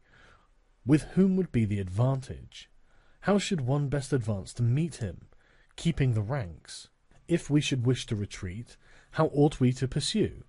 And he would set forth to them, as he went, all the chances that could befall an army. He would listen to their opinion and state his, confirming it with reasons, so that by these continual discussions there could never arise in time of war any unexpected circumstances that he could not deal with. But to exercise the intellect the prince should read histories, and study there the actions of illustrious men, to see how they have borne themselves in war, and to examine the causes of their victories and defeats, as to avoid the latter and imitate the former, and above all do as an illustrious man did, who took as an exemplar one who had been praised and famous before him, and whose achievements and deeds he always kept in his mind. As it is said, Alexander the Great imitated Achilles, Caesar Alexander, Scipio Cyrus. And whoever reads the Life of Cyrus, written by Xenophon, will recognize afterwards in the life of Scipio how that imitation was his glory, and how in chastity, affability, humanity, and liberality Scipio conformed to those things which had been written of Cyrus by Xenophon. A wise prince ought to observe some such rules, and never in peaceful times stand idle, but increase his resources with industry, in such a way that they may be available to him in adversity, so that if fortune chances it may find him prepared to resist her blows. Chapter 15. Concerning things for which men, and especially princes, are praised or blamed. It remains now to see what ought to be the rules of conduct for a prince towards subject and friends. And as I know that many have written on this point, I expect I shall be considered presumptuous in mentioning it again, especially as in discussing it I shall depart from the methods of other people. But, it being my intention to write a thing which shall be useful to him who apprehends it, it appears to me more appropriate to follow up the real truth of the matter than the imagination of it. For many have pictured republics and principalities, which in fact have never been known or seen, because how one lives is so far distant from how one ought to live, that he who neglects what is done for what ought to be done sooner effects his ruin than his preservation. For a man who wishes to act entirely up to his professions of virtue soon meets with what destroys him among so much that is evil. Hence it is necessary for a prince wishing to hold his own to know how to do wrong, and how to make use of it or not, according to necessity. Therefore, putting on one side imaginary things concerning a prince, and discussing those which are real, I say that all men, when they are spoken of, and chiefly princes for being more highly placed, are remarkable for some of those qualities which brings them either blame or praise, and thus it is one that is reputed liberal, another miserly, using a Tuscan term, because an avaricious person in our language is still he who desires to possess by robbery, whilst we call one miserly who deprives himself too much of the use of his own. One is reputed generous, one rapacious, one cruel, one compassionate, one faithless, another faithful, one effeminate and cowardly, the other bold and brave, one affable, another haughty, one lascivious, another chaste, one sincere, another cunning, one hard, another easy, one grave, another frivolous, one religious, another unbelieving, and the like. And I know that every one will confess that it would be most praiseworthy in a prince to exhibit all of the above qualities that are considered good, but because they can neither be entirely possessed nor observed, for human conditions do not permit it, it is necessary for him to be sufficiently prudent that he may know how to avoid the reproach of those vices which would lose him his state, and also keep himself, if it is possible, from those which would not lose him it. But this is not being possible, he may with less hesitation abandon himself to them. And again, he need not make himself uneasy at incurring a reproach for those vices, without which a state can only be saved with difficulty. For, if everything is considered carefully, it will be found that something which looks like virtue, if followed, would be his ruin, while something else, which looks like vice, yet follows, brings him security and prosperity. Chapter 16. Concerning liberality and meanness. Commencing then with the first of the above-named characteristics, I say that it would be well to be reputed liberal. Nevertheless, liberality exercised in a way that does not bring you the reputation for it, injures you. For if one exercises it honestly, and as it should be exercised, it may not become known, and you will not avoid the reproach of its opposite. Therefore, anyone wishing to maintain among men the name of liberal is obliged to avoid no attribute of magnificence, so that a prince thus inclined will consume in such acts all his property, and will be compelled in the end, if he wish to maintain the name of liberal, to unduly weigh down his people, and tax them, and do everything he can to get money. This will soon make him odious to his subjects, and becoming poor he will be little valued by any one. Thus, with his liberality, having offended many and rewarded few, he is affected by the very first trouble and imperilled by whatever may be the first danger. Recognizing this himself, and wishing to draw back from it, he runs at once into the reproach of being miserly. Therefore a prince, not being able to exercise this virtue of liberality in such a way that it is recognized, except to his cost, if he is wise, he ought not to fear the reputation of being mean, for in time he will come to be more considered than if liberal, seeing that with his economy his revenues are enough, that he can defend himself against all attacks, and is able to engage in enterprises without burdening his people. Thus it comes to pass that he exercises liberality towards all from whom he does not take, who are numberless, and meanness towards those whom he does not give, who are few. We have not seen great things done in our time, except by those who have been considered mean. The rest have failed. Pope Julius II was assisted in reaching the papacy by a reputation for liberality, yet he did not strive afterwards to keep it up. When he made war on the King of France, and he made many wars without imposing any extraordinary tax on his subjects, for he supplied his additional expenses out of his long thriftiness. The present King of Spain would not have undertaken or conquered in so many enterprises if he had been reputed liberal. A prince, therefore, provided that he has not to rob his subjects, that he can defend himself, that he does not become poor and abject, that he is not forced to become rapacious, ought to hold of little account a reputation for being mean, for it is one of those vices which will enable him to govern. And if anyone should say, Caesar obtained empire by liberality, and many others have reached the highest positions by being liberal, and by being considered so, I answer, either you are a prince in fact, or in a way to become one. In the first case, this liberality is dangerous. In the second, it is very necessary to be considered liberal, and Caesar was one of those who wished to become preeminent in Rome. But if he had survived after becoming so, and had not moderated his expenses, he would have destroyed his government. And if anyone should reply, many have been princes, and have done great things with armies, who have been considered very liberal, I reply, either a prince spends that which is his own, or his subjects, or else that of others. In the first case, he ought to be sparing. In the second, he ought not to neglect any opportunity for liberality.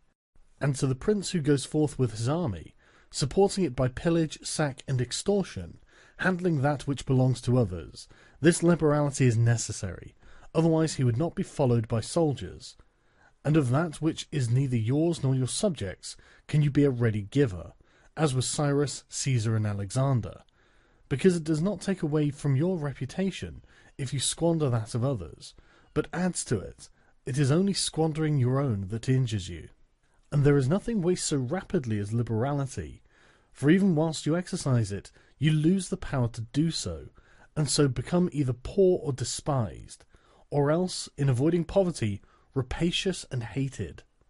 And a prince should guard himself above all things against being despised and hated,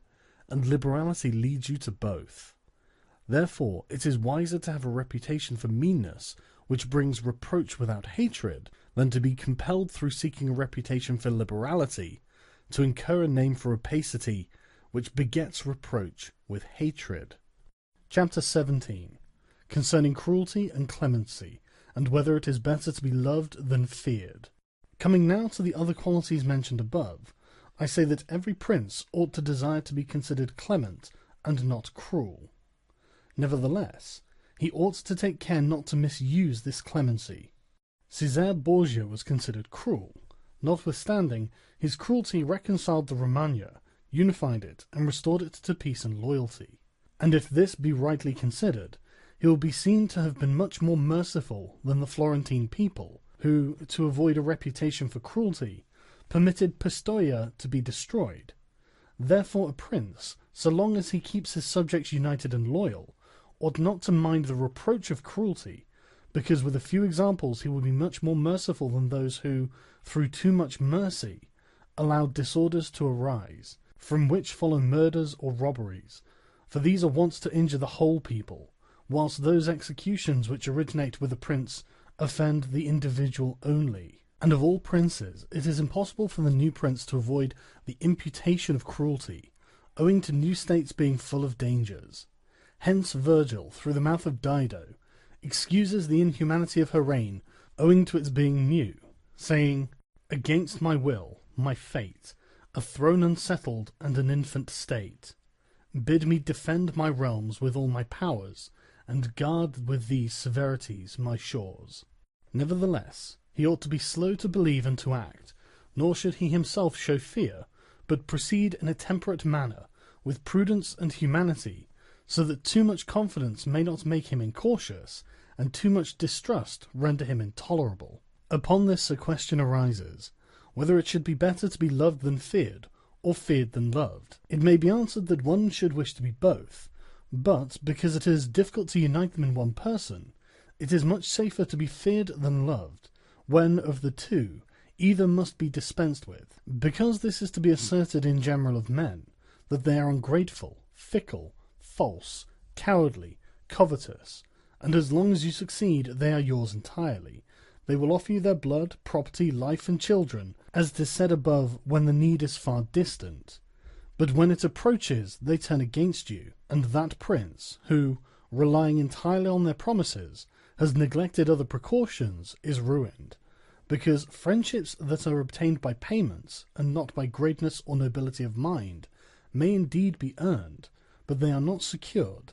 and in time of need cannot be relied upon. And men have less scruple in offending one who is beloved than one who is feared, for love is preserved by the link of obligation, which, owing to the baseness of men, is broken at every opportunity for their advantage. But fear preserves you by a dread of punishment which never fails. Nevertheless, a prince ought to inspire fear in such a way that, if he does not win love, he avoids hatred, because he can endure very well being feared whilst he is not hated, which will always be as long as he abstains from the property of his citizens and subjects, and from their women. But when it is necessary for him to proceed against the life of someone, he must do it on the proper justification and for manifest cause. But above all things he must keep his hands off the property of others, because men more quickly forget the death of their father than the loss of their patrimony. Besides, pretexts for taking away the property are never wanting, for he who has once begun to live by robbery will always find pretexts for seizing what belongs to others, but reasons for taking life, on the contrary, are more difficult to find and sooner lapse.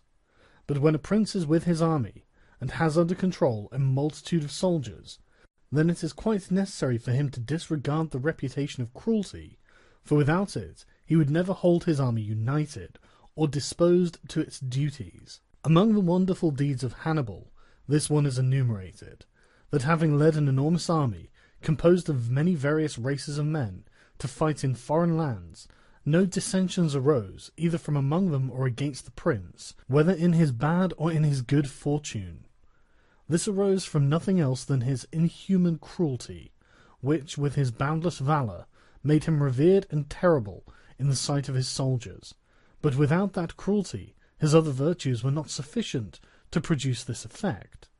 And short-sighted writers admire his deeds from one point of view, and from another condemn the principal cause of them. That it is true his other virtues would not have been sufficient for him may be proved by the case of Scipio, that most excellent man, not only of his own times but within the memory of man, against whom, nevertheless, his army rebelled in Spain. This arose from nothing but his too great forbearance, which gave his soldiers more license than is consistent with military discipline.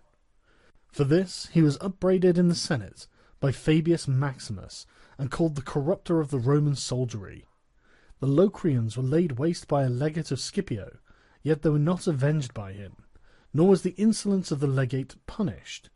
owing entirely to his easy nature, insomuch that someone in the Senate, wishing to excuse him, said that there were many men who knew much better how not to err than to correct the errors of others. This disposition, if he had been continued in the command, would have destroyed in time the fame and glory of Scipio, but, he being under the control of the Senate, this injurious characteristic not only concealed itself, but contributed to his glory.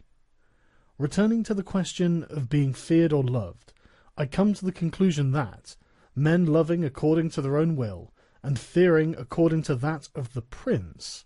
a wise prince should establish himself on that which is in his own control, and not in that of others. He must endeavour only to avoid hatred, as is noted.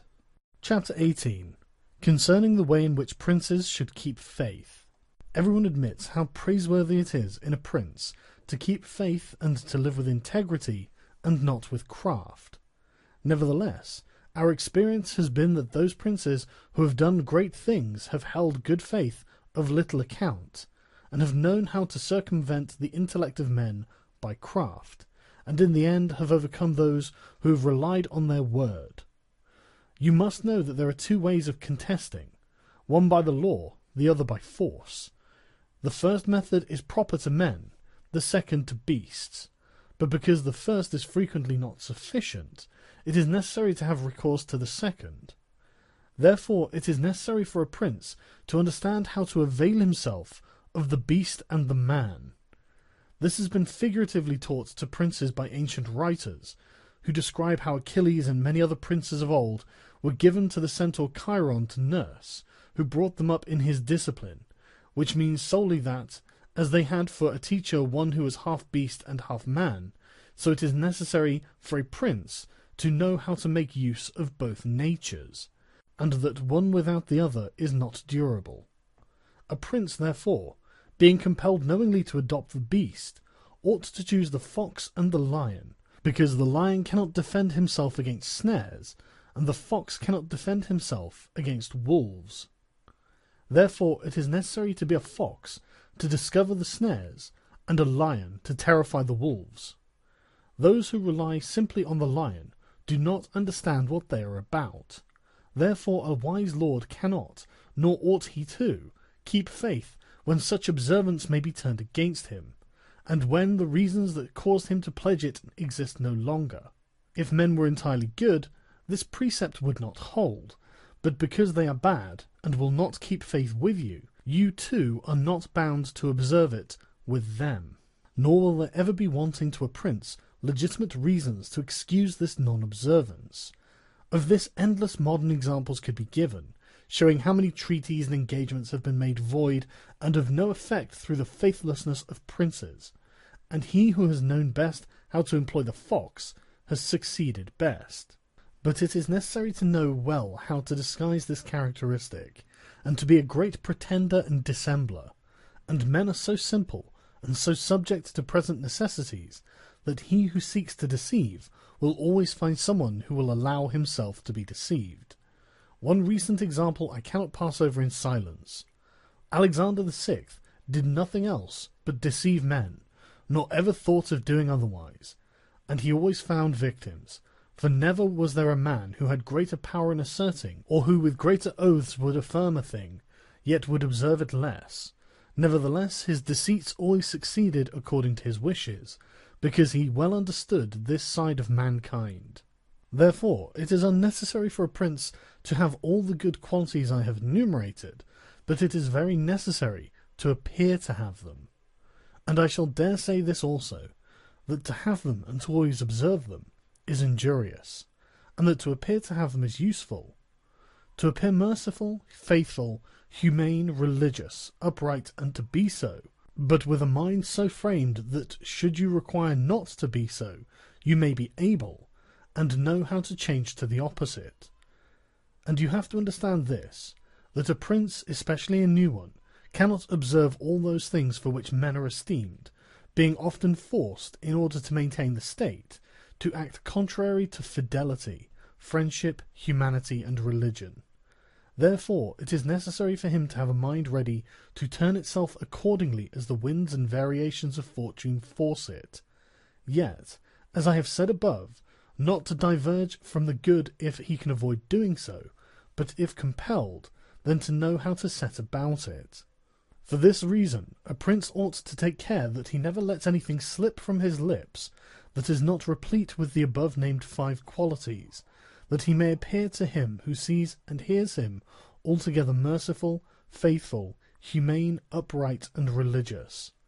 There is nothing more necessary to appear to have than this last quality, inasmuch as men judge generally more by the eye than by the hand, because it belongs to everybody to see you, to few to come in touch with you. Everyone sees what you appear to be, few really know what you are, and those few dare not oppose themselves to the opinion of the many, who have the majesty of the state to defend them, and in the actions of all men, and especially of princes, which it is not prudent to challenge, one judges by the result. For that reason, let a prince have the credit of conquering and holding his state. The means will always be considered honest, and he will be praised by everybody,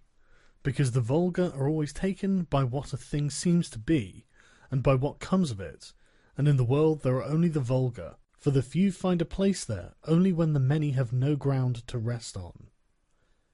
One prince, of the present time, whom it is not well to name, never preaches anything else but peace and good faith, and to both he is most hostile, and either, if he had kept it, would have deprived him of reputation and kingdom many a time. Chapter 19. That one should avoid being despised and hated. Now, concerning the characteristics of which mention is made above, I have spoken of the more important ones, and others I wish to discuss briefly under this generality,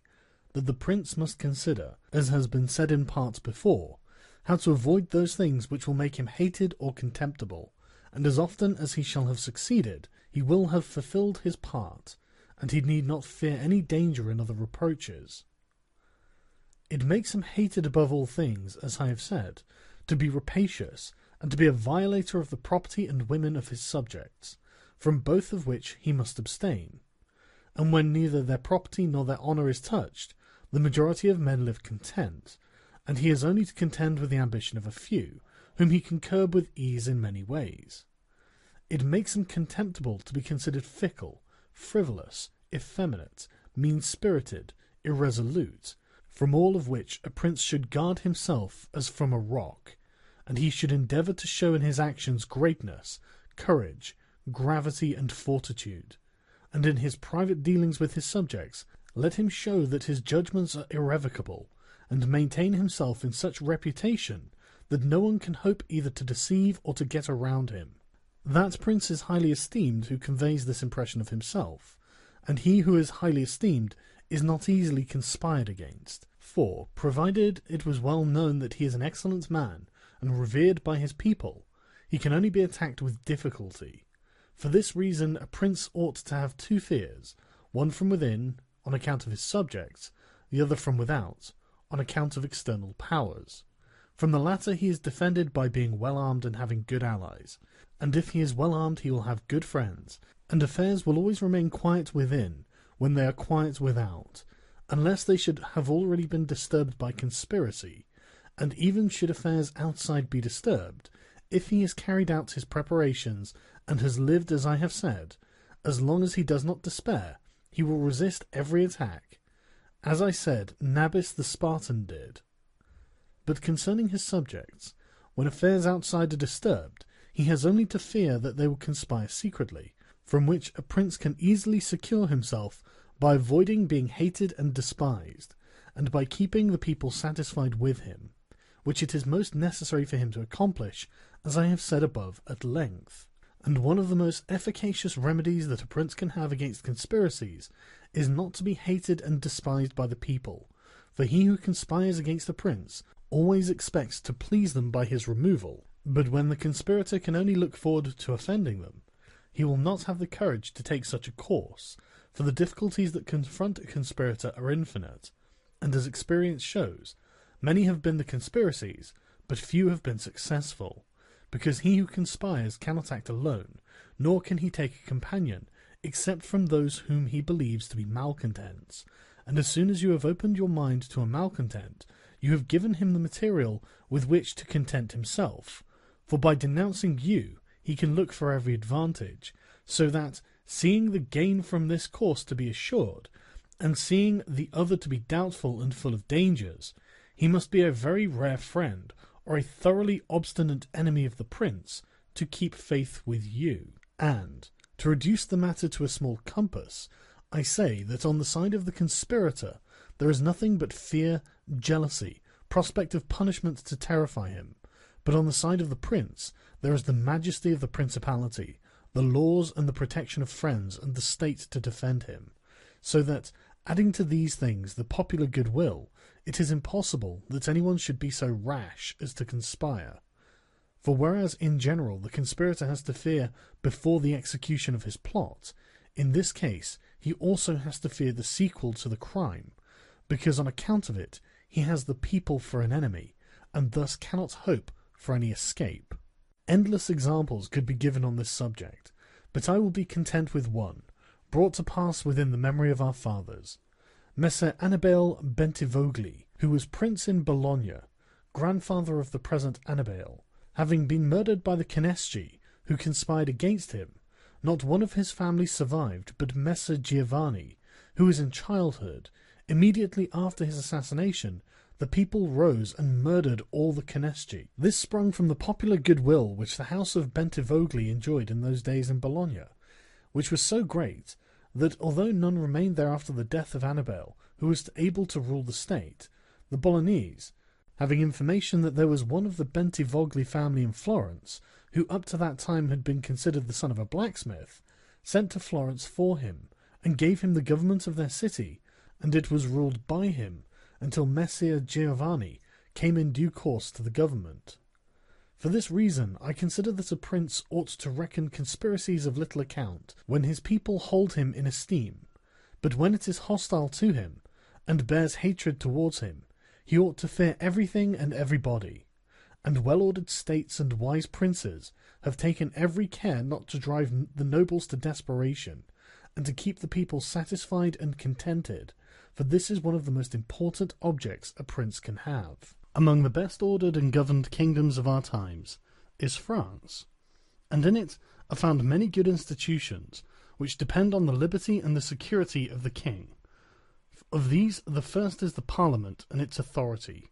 because he who has founded the kingdom, knowing the ambition of the nobility and their boldness, considered that a bit to their mouths would be necessary to hold them in, and, on the other side, knowing the hatred of the people, founded in fear against the nobles, he wished to protect them. Yet he was not anxious for this to be the particular care of the king. Therefore, to take away the reproach which he would be liable to from the nobles for favouring the people, and from the people for favouring the nobles, he set up an arbiter, who should be one that could beat down the great, and favour the lesser, without reproach to the king. Neither could you have a better or more prudent arrangement, or a greater source of security to the king and the kingdom. From this one can draw another important conclusion, that princes ought to leave affairs of reproach to the management of others, and keep those of grace in their own hands. And further, I consider that a prince ought to cherish the nobles, but not so as to make himself hated by the people. It may appear, perhaps, to some who have examined the lives and deaths of Roman emperors, that many of them would be an example contrary to my opinion, seeing that some of them lived nobly and showed great qualities of soul. Nevertheless, they have lost their empire, or have been killed by subjects who have conspired against them. Wishing, therefore, to answer these objections, I will recall the characters of some of these emperors, and will show that the causes of their ruin were not different to those alleged by me. At the same time, I will only submit for consideration those things that are noteworthy to him who studies the affairs of those times. It seems to me sufficient to make all those emperors who succeeded to the empire, from Marcus the philosopher down to Maximinius. They were Marcus and his son Commodus, Pertinax, Julian, Severus, and his son Antoninus Caracalla, Macrinus, Heliogabalus, Alexander, and Maximinius. There is first to note that, whereas in other principalities the ambition of the nobles and the insolence of the people only have to be contended with, the Roman emperors had a third difficulty in having to put up with the cruelty and avarice of their soldiers, a matter so beset with difficulties that it was the ruin of many, for it was a hard thing to give satisfaction to both soldiers and people, because the people loved peace, and for this reason they loved the unaspiring prince, while the soldiers loved the warlike prince, who was bold, cruel, and rapacious, which qualities they were quite willing he should exercise upon the people, so that they could get double pay and give vent to their own greed and cruelty.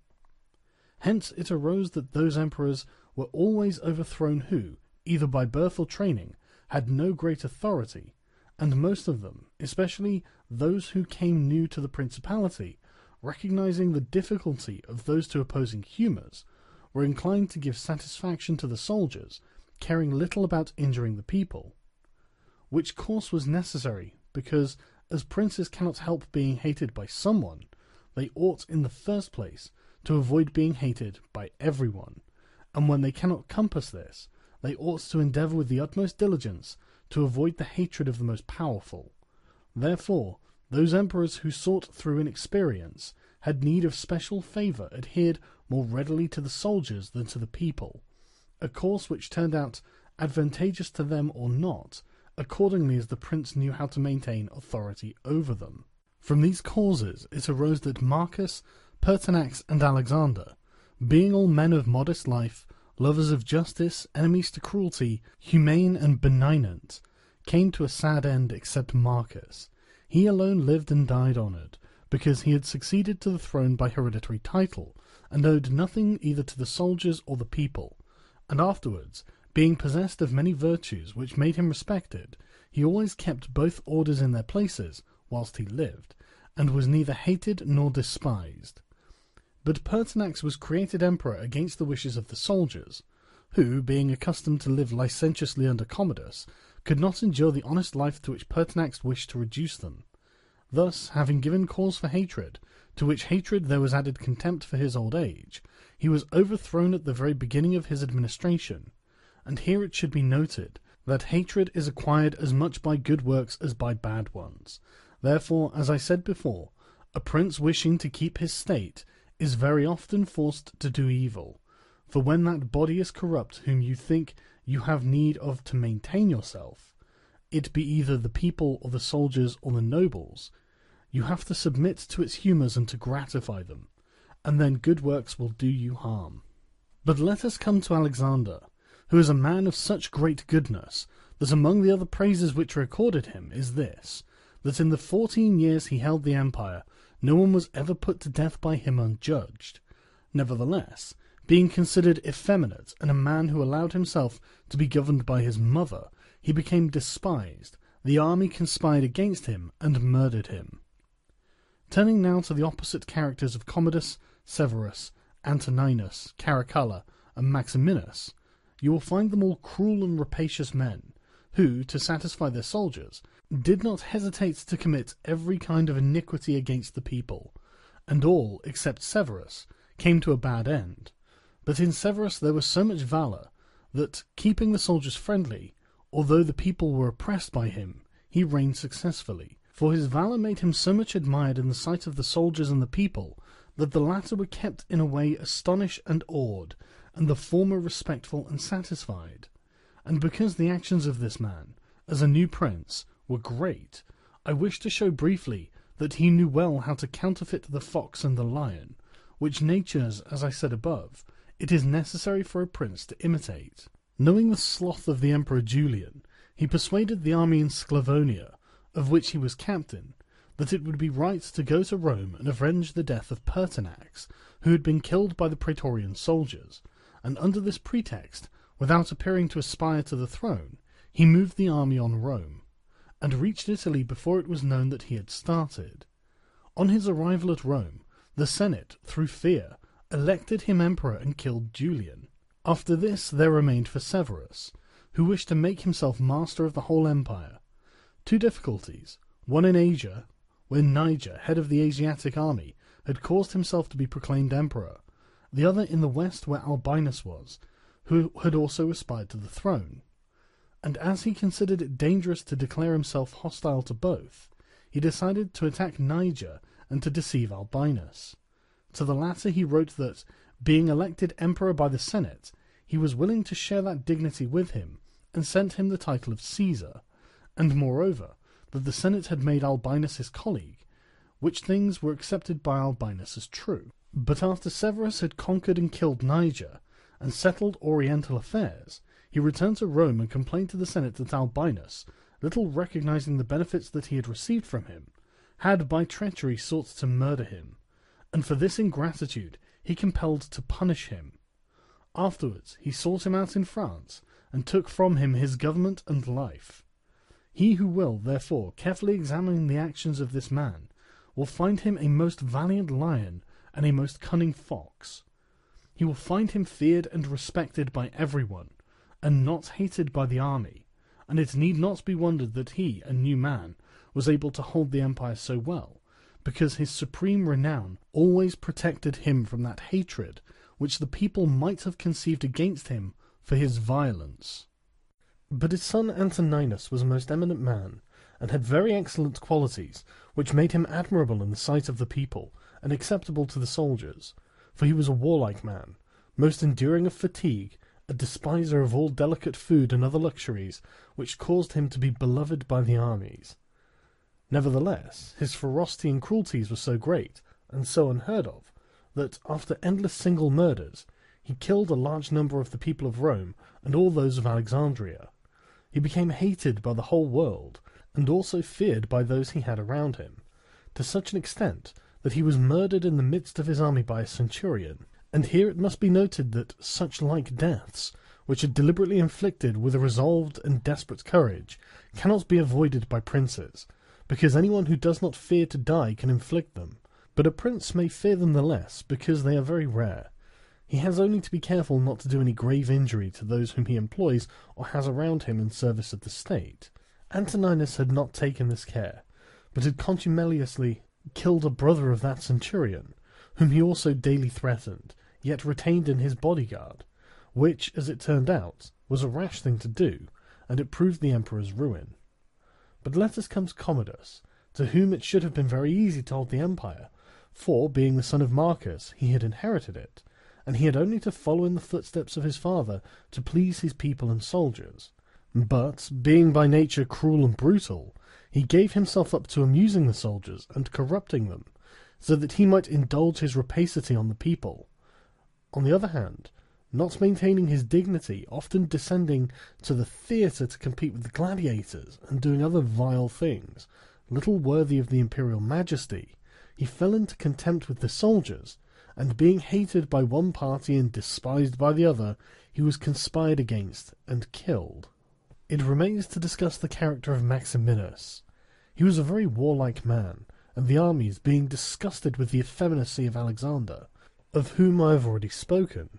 killed him and elected Maximinus to the throne. This he did not possess for long, for two things made him hated and despised. The one, his having kept sheep in Thrace, which brought him into contempt, it being well known to all, and considered a great indignity by everyone, and the other, his having at the accession to his dominions deferred going to Rome, and taking possession of the imperial seat. He had also gained a reputation for the utmost ferocity, by having through his prefects in Rome and elsewhere in the empire, practised many cruelties, so that the whole world was moved to anger at the meanness of his birth, and to fear at his barbarity. First Africa rebelled, then the Senate with all the people of Rome, and all Italy conspired against him, to which may be added his own army, this latter besieging Aquileia, and meeting with difficulties in taking it, were disgusted with his cruelties, and fearing him less when they found so many against him, murdered him. I do not wish to discuss Heliogabalus, Macrinus, or Julian, who, being thoroughly contemptible, were quickly wiped out, but I will bring this discourse to a conclusion by saying that princes in our times have this difficulty of giving inordinate satisfaction to their soldiers in a far less degree, because, notwithstanding, one has to give them some indulgence. That is soon done. None of these princes have armies that are veterans in the governance and the administration of provinces, as were the armies of the Roman Empire. And whereas it was then more necessary to give satisfaction to the soldiers than to the people, it is now more necessary to all princes, except the Turk and the Soldan, to satisfy the people rather than the soldiers, because the people are the more powerful. From the above I have accepted the Turk, who always keeps around him 12,000 infantry and 15,000 cavalry, on which depend the security and the strength of the kingdom. And it is necessary that, putting aside every consideration for the people, he should keep them as his friends. The kingdom of the Soldan is similar, being entirely in the hands of soldiers. It follows again that, without regard to the people, he must keep them as his friends. But you must note that the state of the Soldan is unlike all other principalities, for the reason that it is like the Christian pontificate, which cannot be called either a hereditary or a newly formed principality, because the sons of the old prince are not the heirs, but he who is elected to the position by those who have authority, and the sons remain only noblemen. And this being an ancient custom, it cannot be called a new principality, because there are none of those difficulties in it that are met with new ones. For although the prince is new, the constitution of the state is old, and it is framed so as to receive him as if he were its hereditary lord. But returning to the subject of our discourse, I say that whoever will consider it will acknowledge that either hatred or contempt has been fatal to the above-named emperors, and it will be recognized also how it happened that, a number of them acting in one way, and a number in another, only one in each way came to a happy end, and the rest to unhappy ones.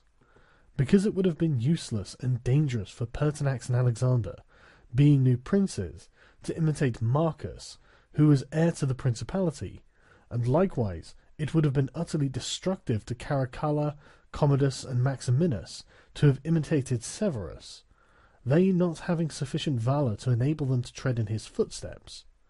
Therefore, a prince new to the principality cannot imitate the actions of Marcus, nor again is it necessary to follow in those of Severus, but he ought to take from Severus those parts which are necessary to found his state, and from Marcus those which are proper and glorious, to keep a state that may already be stable and firm.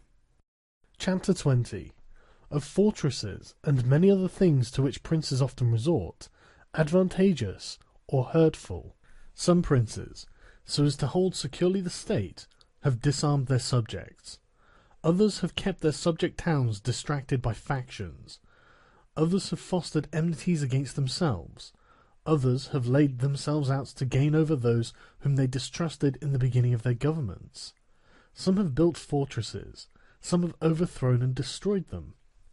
And although one cannot give a final judgment on all of these things unless one possesses the particulars of those states in which a decision was to be made, nevertheless, I will speak as comprehensively as the matter of itself will admit. There never was a new prince who disarmed his subjects. Rather, when he has found them disarmed, he has always armed them, because by arming them, those arms become yours. Those men who are distrusted become faithful, and those who are faithful are kept so, and your subjects become your adherents. And whereas all subjects cannot be armed, yet when those whom you do arm are benefited, the others can be handled more freely. And this difference in their treatment, which they quite understand, makes the former your dependents, and the latter, considering it to be necessary that those who have the most danger and service should have the most reward, excuse you. But when you disarm them, you at once offend them by showing that you distrust them, either for cowardice or for want of loyalty, and either of these opinions breeds hatred against you. And because you cannot remain unarmed, it follows that you turn to mercenaries, which are of the character already shown. Even if they should be good, they would not be sufficient to defend you against powerful enemies and distrusted subjects. Therefore, as I have said, a new prince in a new principality has always distributed arms. Histories are full of examples, but when a prince acquires a new state, which he adds as a province to his old one, then it is necessary to disarm the men of that state, except those who have been his adherents in acquiring it, and these again, with time and opportunity, should be rendered soft and effeminate, and matters should be managed in such a way that all the armed men of the state shall be your own soldiers, who in your old state were living near you. Our forefathers, and those who were reckoned wise, were accustomed to say that it was necessary to hold Pistoia by factions, and Pisa by fortresses, and with this idea they fostered quarrels in some of their tributary towns, so as to keep possession of them more easily. This may have been well enough in those times when Italy was in a way balanced, but I do not believe that it can be accepted as a precept for today, because I do not believe that factions can ever be of use. Rather, it is certain that when the enemy comes upon you in divided cities, you are quickly lost, because the weakest party will always assist outside forces, and the other will not be able to resist. The Venetians, moved as I believe by the above reasons, fostered the Guelph and the Ghibelline factions in their tributary cities, and although they never allowed them to come to bloodshed, yet they nursed these disputes amongst them, so that the citizens, distracted by their differences, should not unite against them, which, as we saw, did not afterwards turn out as expected, because after the rout at Vaila, one party at once took courage and seized the state. Such methods argue, therefore, weakness in the prince, because these factions will never be permitted in a vigorous principality.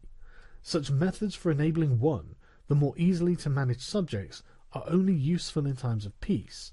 but if war comes, this policy proves fallacious. Without doubt, princes become great when they overcome the difficulties and obstacles by which they are confronted, and therefore fortune, especially when she desires to make a new prince great, who has greater necessity to earn renown than a hereditary one, causes enemies to arise and form designs against him, in order that he may have the opportunity of overcoming them, and by them to mount higher, as by a ladder, which his enemies have raised. For this reason, many consider that a wise prince, when he has the opportunity, ought with craft to foster some animosity against himself, so that, having crushed it, his renown may rise higher. Princes, especially new ones, have found more fidelity and assistance in those men who in the beginning of their rule were distrusted than among those who in the beginning were trusted. Pandolfo Petrucci, Prince of Siena, ruled his state more by those who had been distrusted than by others, but on this question one cannot speak generally, for it varies so much with the individual. I will only say this, that those men who at the commencement of a princedom have been hostile, if they are of a description to need assistance to support themselves, can always be gained over with the greatest ease, and will be tightly held to serve the prince with fidelity, inasmuch as they know it to be very necessary for them to cancel by deeds the bad impression which he had formed of them. And thus the prince always extracts more profit from them than those who, serving him in too much security, may neglect his affairs. And since the matter demands it, I must not fail to warn a prince, who by the means of secret favours has acquired a new state, that he must well consider the reasons which induced those to favour him who did so, and if it be not a natural affection towards him, but only discontent with their government, then he will only keep them friendly with great trouble and difficulty, for it will be impossible to satisfy them. And weighing well the reasons for this, in those examples which can be taken from ancient and modern affairs, we shall find that it is easier for the prince to make friends of those men who were contented under the former government, and are therefore his enemies, than of those who, being discontented with it, were favourable to him and encouraged him to seize it. It has been a custom with princes, in order to hold their states more securely, to build fortresses that may serve as a bridle and bit to those who might design to work against them, and as a place of refuge from a first attack. I praise this system because it has been made use of formerly, notwithstanding that Messer Niccolo Vitelli in our times has been seen to demolish 2 fortresses in Città di Castello, so that he might keep that state. Guido Ubaldo, Duke of Urbino,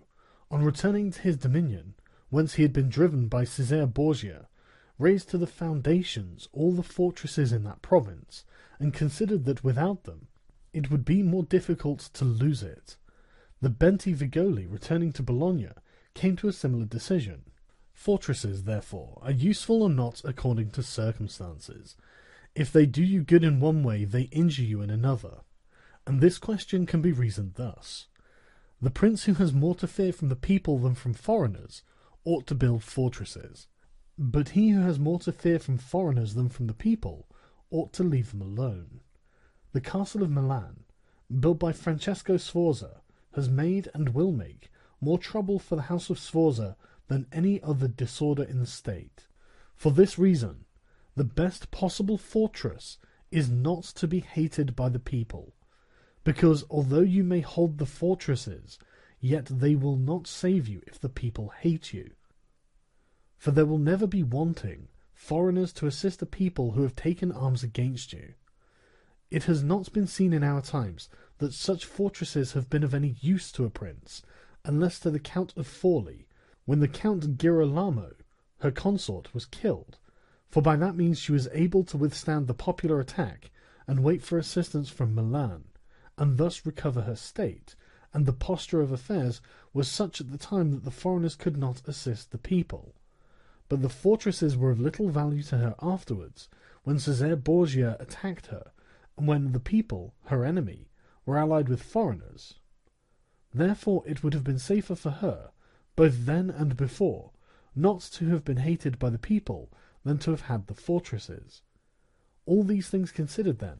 I shall praise him who builds fortresses as well as him that does not, and I shall blame whoever, trusting in them, cares little about being hated by the people. Chapter 21.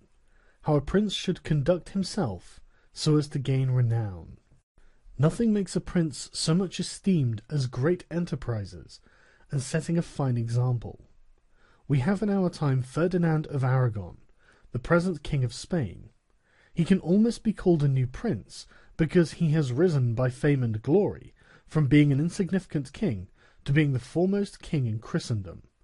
And if you will consider his deeds, you will find them all great, and some of them extraordinary. In the beginning of his reign he attacked Granada, and this enterprise was the foundation of his dominions. He did this quietly at first, without any fear of hindrance, for he held the minds of the barons of Castile occupied in thinking of the war and not anticipating any innovations. Thus they did not perceive that by these means he was acquiring power and authority over them. He was able with the money of the church and of the people to sustain his armies, and by that long war to lay the foundation for the military skill which has since distinguished him. Further, always using religion as a plea, so as to undertake greater schemes, he devoted himself with pious cruelty to driving out and clearing his kingdom of the Moors, nor could there be any more admirable example, nor one more rare. Under this same cloak he assailed Africa, he came down on Italy, he has finally attacked France, and thus his achievements and designs have always been great, and have kept the minds of his people in suspense and admiration, and occupied with the issue of them. And his actions have arisen in such a way, one out of the other, that men have never been given time to work steadily against him. Again, it much assists a prince to set unusual examples in internal affairs, similar to those which are related of Messer Bernardo di Milano, who, when he had the opportunity, by any one in civil life doing some extraordinary thing, either good or bad, he would take some method of rewarding or punishing him, which would be much spoken about. And a prince ought, above all things, always endeavour in every action to gain for himself the reputation of being a great and remarkable man. A prince is also respected when he is either a true friend or a downright enemy. That is to say, when, without any reservation, he declares himself in favour of one party against the other, which course will always be more advantageous than standing neutral, because if two of your powerful neighbours come to blows, they are of such a character that, if one of them conquers, you have to either fear him or not. In either case it will always be more advantageous for you to declare yourself and to make war strenuously, because in the first case, if you do not declare yourself, you will invariably fall a prey to the conqueror, to the pleasure and satisfaction of him who has been conquered, and you will have no reasons to offer, nor anything to protect or shelter you, because he who conquers does not want doubtful friends who will not aid him in the time of trial, and he who loses will not harbour you, because you did not willingly, sword in hand, court his fate. Antiochus went into Greece, being sent for by the Aetolians to drive out the Romans. He sent envoys to the Achaeans, who were friends of the Romans, exhorting them to remain neutral, and on the other hand the Romans urged them to take up arms. The question came to be discussed in the council of the Achaeans, where the legate of Antiochus urged them to stand neutral. To this the Roman legate answered, "As for that which has been said, it is better and more advantageous for your state not to interfere in our war. Nothing can be more erroneous,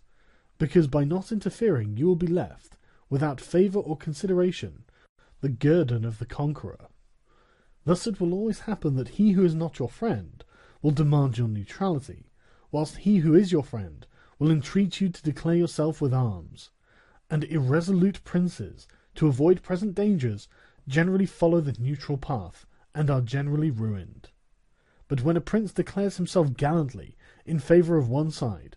if the party with whom he allies himself conquers, although the victor may be powerful and may have him at his mercy, yet he is indebted to him, and there is established a bond of amity, and men are never so shameless as to become a monument of ingratitude by oppressing you. Victories, after all, are never so complete that the victor must not show some regard, especially to justice. But if he with whom you ally yourself loses, you may be sheltered by him, and whilst he is able he may aid you, and you become companions on a fortune that may rise again. In the second case, when those who fight are of such a character that you have no anxiety as to who may conquer, so much the more is it greater prudence to be allied, because you assist at the destruction of one by the aid of another who, if he had been wise, would have saved him, and conquering, as it is impossible that he should not do with your assistance, he remains at your discretion. And here it is to be noted that a prince ought to take care never to make an alliance with one more powerful than himself for the purposes of attacking others, unless necessity compels him, as it is said above, because if he conquers, then you are at his discretion, and princes ought to avoid as much as possible being at the discretion of anyone. The Venetians joined with France against the Duke of Milan, and this alliance, which caused their ruin, could have been avoided. But when it cannot be avoided, as what happened to the Florentines when the Pope and Spain sent armies to attack Lombardy, then in such a case, for the above reasons, the prince ought to favour one of the parties. Never let any government imagine that it can choose perfectly safe courses. Rather let it expect to have to take very doubtful ones, because it is found in ordinary affairs that one never seeks to avoid one trouble without running into another, but prudence consists in knowing how to distinguish the character of troubles, and for the choice to take the lesser evil. A prince ought also to show himself a patron of ability, and to honour the proficient in every art. At the same time he should encourage his citizens to practice their callings peaceably, both in commerce and agriculture, and in every other following, so that one should not be deterred from improving his possessions for fear lest they be taken away from him, or another from opening up trade for fear of taxes. But the prince ought to offer rewards to whoever wishes to do these things and designs in any way to honour the city or state. Further, he ought to entertain the people with festivals and spectacles at the convenient seasons of the year, and as every city is divided into guilds or into societies, he ought to hold such bodies in esteem, and associate with them sometimes, and show himself an example of courtesy and liberality, nevertheless, always maintaining the majesty of his rank. For this he must never consent to abate in anything. Chapter 22. Concerning the secretaries of princes. The choice of servants is of no little importance to a prince, and they are good or not according to the discrimination of the prince. And the first opinion which one forms of a prince, and of his understanding, is by observing the men he has around him, and when they are capable and faithful, he may always be considered wise, because he has known how to recognize the capable and to keep them faithful. But when they are otherwise, one cannot form a good opinion of him, for the prime error which he has made was in choosing them. There were none who knew Messer Antonio de Venafro as the servant of Pandolfo Petrucci, Prince of Siena,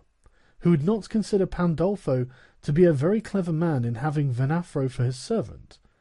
because there are three classes of intellects, one which comprehends by itself, another which appreciates what others comprehended, and a third which neither comprehends by itself nor by the showing of others. The first is the most excellent, the second is good, the third is useless. Therefore it follows necessarily that if Pandolfo was not in the first rank, he was in the second, for whenever one has judgment to know good and bad, when it is said and done, although he himself may not have the initiative, yet he can recognize the good and the bad in his servant, and the one he can praise, and the other correct. Thus the servant cannot hope to deceive him, and is kept honest. But to enable a prince to form an opinion of his servant, there is one test which never fails. When you see the servant thinking more of his own interest than of yours, and seeking inwardly to his profit in everything, such a man will never make a good servant, nor will you ever be able to trust him, because he who has the state of another in his hands ought never to think of himself, but always of his prince, and never pay any attention to matters in which the prince is not concerned. On the other hand, to keep his servant honest, the prince ought to study him, honouring him, enriching him, doing him kindnesses, sharing with him the honours and the cares, and at the same time let him see that he cannot stand alone, so that many honours may not make him desire more, many riches make him wish for more, and that many cares may make him dread chances. When, therefore, servants and princes towards servants are thus disposed, they can trust each other. But when it is otherwise, the end will always be disastrous for either one or the other. Chapter 23. How Flatterers should be avoided. I do not wish to leave out an important branch of this subject, for it is a danger from which princes are with difficulty preserved, unless they are very careful and discriminating. It is that of flatterers, of whom courts are full, because men are so self-complacent in their own affairs, and in a way so deceived in them, that they are preserved with difficulty from this pest, and if they wish to defend themselves, they run the danger of falling into contempt, because there is no other way of guarding oneself from flatterers, except letting men understand that to tell you the truth does not offend you. But when everyone may tell you the truth, respect for you abates. Therefore, a wise prince ought to hold a third course, by choosing the wise men in his state, and giving to them only the liberty of speaking the truth to him, and then only of those things which he inquires, and of none others, but he ought to question them upon everything, and listen to their opinions, and afterwards form his own conclusions. With these counsellors, separately and collectively, he ought to carry himself in such a way that each of them should know that, the more freely he shall speak, the more he shall be preferred. Outside of these, he should listen to no one, pursue the thing resolved on, and be steadfast in his resolutions. He who does otherwise is either overthrown by flatterers, or is so often changed by varying opinions that he falls into contempt. I wish on this subject to adduce a modern example. Fra Lucia, the man of affairs to Maximilian, the present emperor, speaking of his majesty, said, he consulted with no one, yet never got his own way in anything. This arose because of his following a practice the opposite to the above. For the emperor is a secretive man. He does not communicate his designs to anyone, nor does he receive opinions on them. But as in carrying them into effect they have become revealed and known, they are at once obstructed by those men whom he has around him, and he, being pliant, is diverted from them. Hence it follows that those things he does one day, he undoes the next, and no one ever understands what he wishes or intends to do, and no one can rely on his resolutions. A prince, therefore, ought always to take counsel, but only when he wishes and not when others wish. He ought rather to discourage everyone from offering advice unless he asks for it. But, however, he ought to be a constant inquirer, and afterwards a patient listener concerning the things of which he is inquired. Also, on learning that anyone, on any consideration, has not told him the truth, he should let his anger be felt. And if there are some who think that a prince who conveys an impression of his wisdom is not so through his own ability, but through the good advisers that he has around him, beyond a doubt they are deceived, because this is an axiom which never fails, that a prince who is not wise himself will never take good advice, unless by chance he has yielded his affairs entirely to one person who happens to be a very prudent man. In this case, indeed, he may be well governed, but it would not be for long, because such a governor would, in a short time, take away his state from him. But if a prince who is not inexperienced should take counsel from more than one, he will never get united counsels, nor will he know how to unite them. Each of the counsellors will think of his own interests, and the prince will not know how to control them, nor to see through them. And they are not to found otherwise, because men will always prove untrue to you, unless they are kept honest by constraint. Therefore it must be inferred that good counsels, whencesoever they come, are born of the wisdom of the prince, and not the wisdom of the prince from good counsels. Chapter 24. When the princes of Italy have lost their states. The previous suggestions, carefully observed, will enable a new prince to appear well established, and render him at once more secure and fixed in the state than if he had been long seated there. For the actions of a new prince are more narrowly observed than those of a hereditary one, and when they are seen to be able, they gain more men and bind far tighter than ancient blood, because men are attracted more by the present than by the past, and when they find the present good, they enjoy it and seek no further. They will also make the utmost defence of a prince if he fails them not in other things. Thus it will be a double glory for him to have established a new principality, and adorned and strengthened it with good laws, good arms, good allies, and with a good example. So it will be a double disgrace to him who, born a prince, shall lose his state by want of wisdom. And if those seigneurs are considered to have lost their states in Italy in our times, such as the King of Naples, the Duke of Milan, and others, there will be found in them, firstly, one common defect in regard to arms, from the causes which have been discussed at length. In the next place, some of them will be seen either to have had the people hostile, or if he has had the people friendly, he has not known how to secure the nobles. In the absence of these defects, states that have had enough power to keep an army in the field cannot be lost. Philip of Macedon, not the father of Alexander the Great, but he who was conquered by Titus Quintinius, had not much territory compared to the greatness of the Romans, and of Greece who attacked him,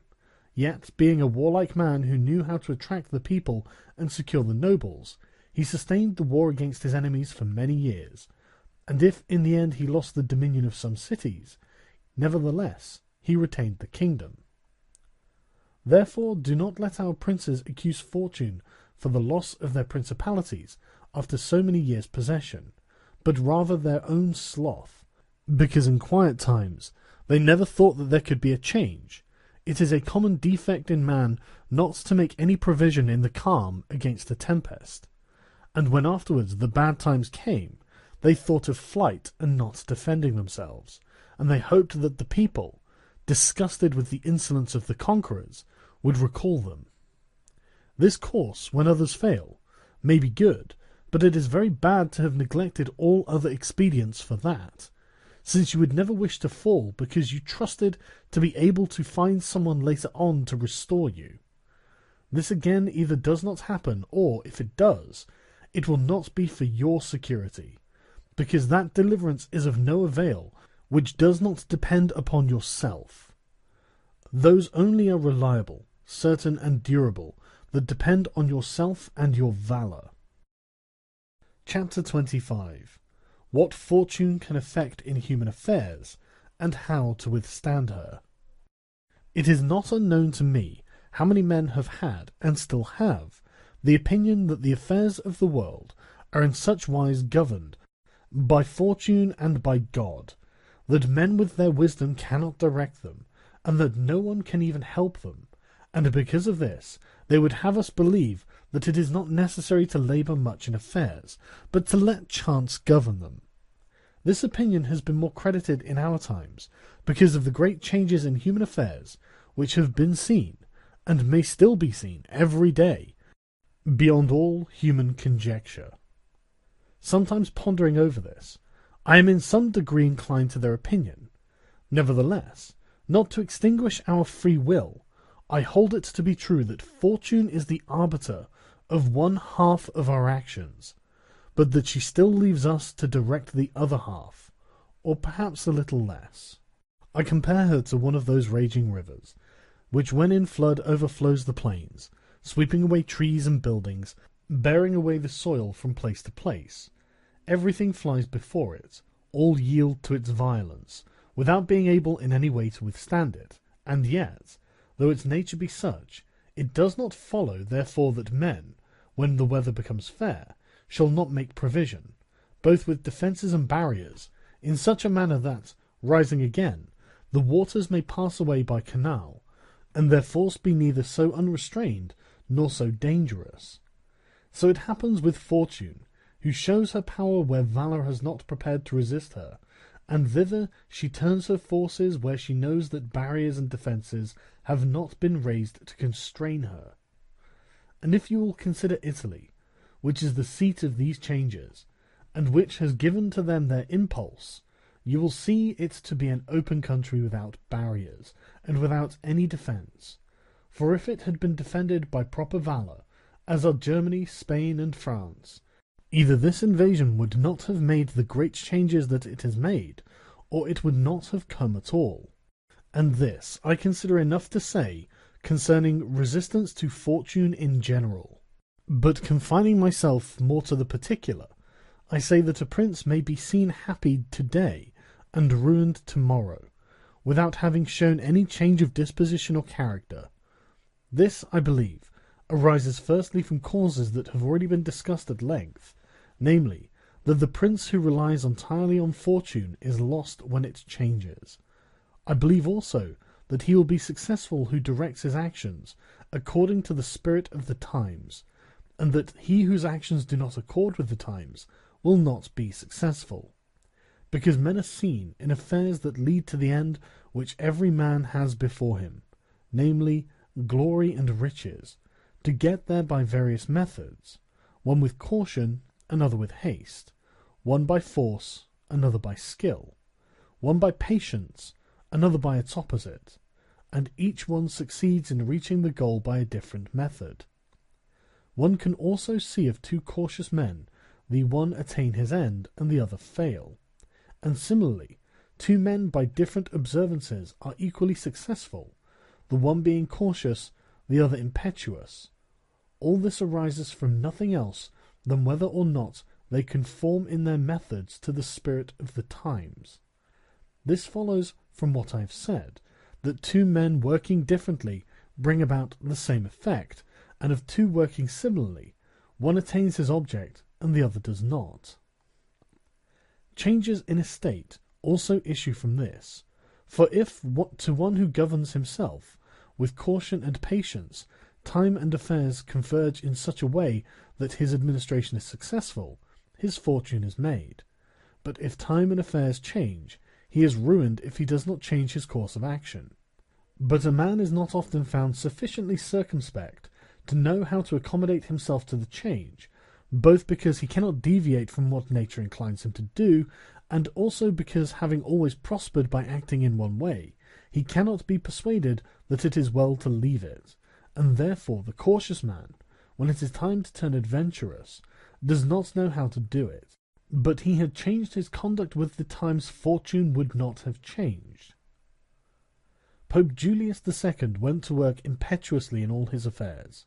and found the times and circumstances conform so well to that line of action that he always met with success. Consider his first enterprise against Bologna, Messer Giovanni Bentivogli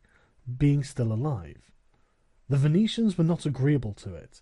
nor was the King of Spain, and he had the enterprise still under discussion with the King of France. Nevertheless, he personally entered upon the expedition with his accustomed boldness and energy, a move which made Spain and the Venetians stand irresolute and passive,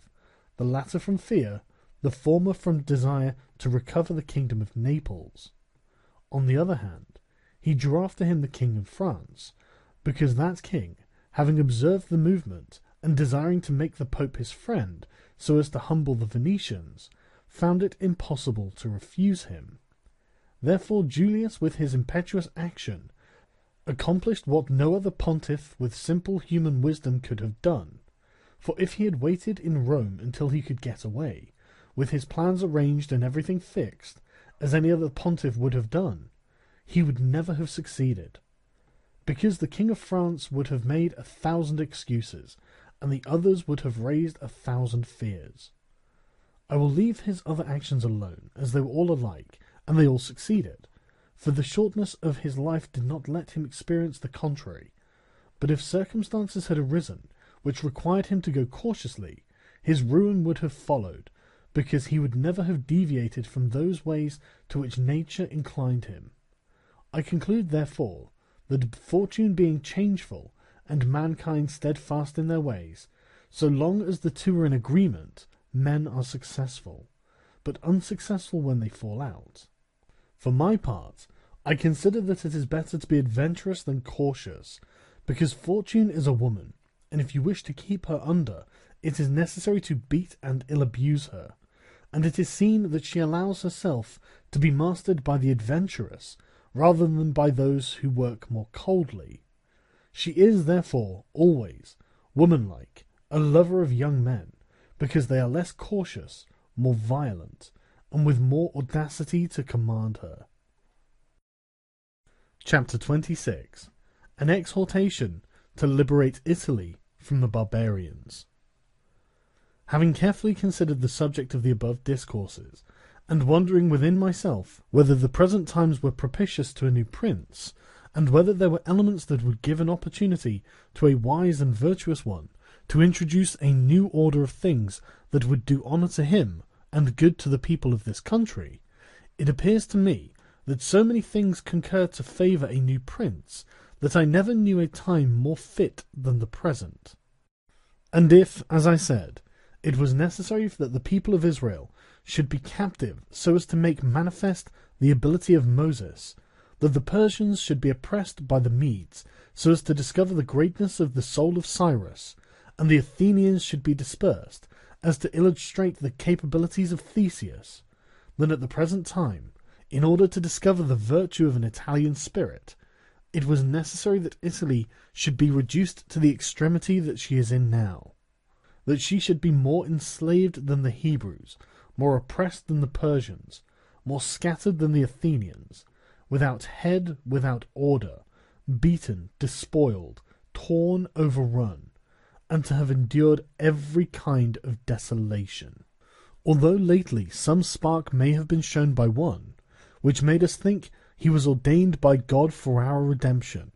nevertheless it was afterwards seen, in the height of his career, that fortune rejected him, so that Italy, left as without life, waits for him who shall yet heal her wounds, and put an end to the ravaging and plundering of Lombardy, to the swindling and taxing of the kingdom and of Tuscany, and cleanse those sores that for long have festered. It is seen how she entreats God to send someone who shall deliver her from these wrongs and barbarous insolencies. It is seen that also she is ready and willing to follow a banner if only someone will raise it. Nor is there to be seen at present one in whom she can place more hope than in your illustrious house, with its valour and fortune, favoured by God and by the Church, of which it is now the chief, and could be made the head of this redemption. This will not be difficult if you will recall to yourself the actions and lives of the men I have named, and although they were great and wonderful men, yet they were men, and each one of them had no more opportunity than the present offers, for their enterprises were neither more just nor easier than this, nor was God more their friend than he is yours. With us there is great justice, because that war is just which is necessary, and arms are hallowed when there is no other hope but in them. Here there is the greatest willingness, and where the willingness is great, the difficulty cannot be great if you will only follow those men to whom I have directed your attention. Further than this, how extraordinarily the ways of God have been manifested beyond example. The sea is divided, a cloud has led the way, the rock has poured forth water, it has rained manna. Everything has contributed to your greatness. You ought to do the rest. God is not willing to do everything, and thus take away our free will, and that share of glory that belongs to us. and it is not to be wondered at if none of the above-named Italians have been able to accomplish all that is expected from your illustrious house, and if in so many revolutions in Italy, and in so many campaigns, it has always appeared as if military virtue were exhausted. This has happened because the old order of things was not good, and none of us have known how to find a new one. And nothing honours a man more than to establish new laws and new ordinances, when he himself was newly risen. Such things, when they are well-founded and dignified, will make him revered and admired, and in Italy there are not wanting opportunities to bring such into use in every form. Here there is great valour in the limbs, whilst it fails in the head. Look attentively at the duels and the hand-to-hand combats, how superior the Italians are in strength, dexterity, and subtlety. But when it comes to armies they do not bear comparison, and this springs entirely from the insufficiency of the leaders, since those who are capable are not obedient, and each one seems to himself to know that, having never been any one so distinguished above the rest, either by valour or fortune, that others would yield to him. Hence it is that for so long a time, and during so much fighting in the past 20 years, whenever there has been an army wholly Italian, it has always given a poor account of itself. The first witness to this is Il Taro, afterwards Alessandria, Capua, Genoa, Velia, Bologna, Maestri. If, therefore, your illustrious house wishes to follow these remarkable men who have redeemed their country, it is necessary before all things, as a true foundation for every enterprise, to be provided with your own forces, because there can be no more faithful, truer, or better soldiers. And although singly they are good, altogether they will be much better when they find themselves commanded by their prince, honoured by him, and maintained at his expense. Therefore it is necessary to be prepared with such arms, so that you can be defended against foreigners by Italian valour. And although Swiss and Spanish infantry may be considered very formidable, nevertheless there is a defect in both, by reason of which a third order would not only be able to oppose them, but might be relied upon to overthrow them.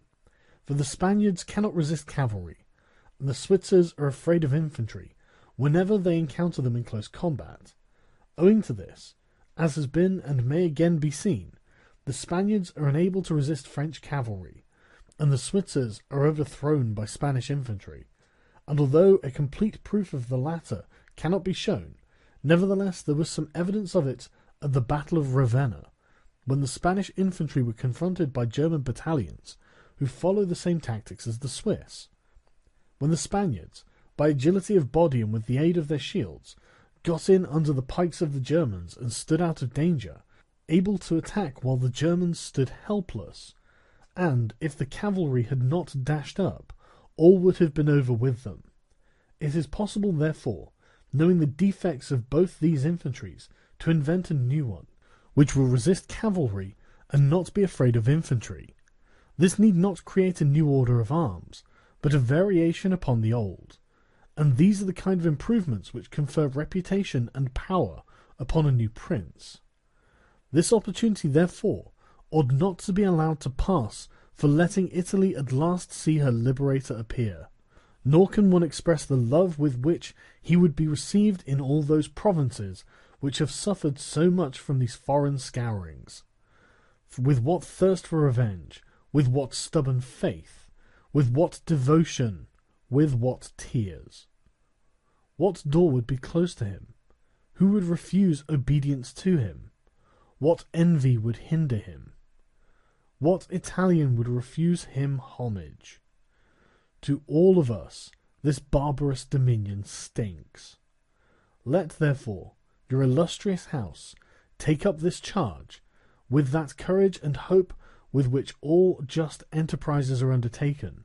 so that, under its standard, our native country may be ennobled, and under its auspices may be verified that saying of Petrarch, "Virtue against fury shall advance the fight, and it in the combat soon shall put to flight. For the old Roman valour is not dead, nor in the Italians' breasts extinguished.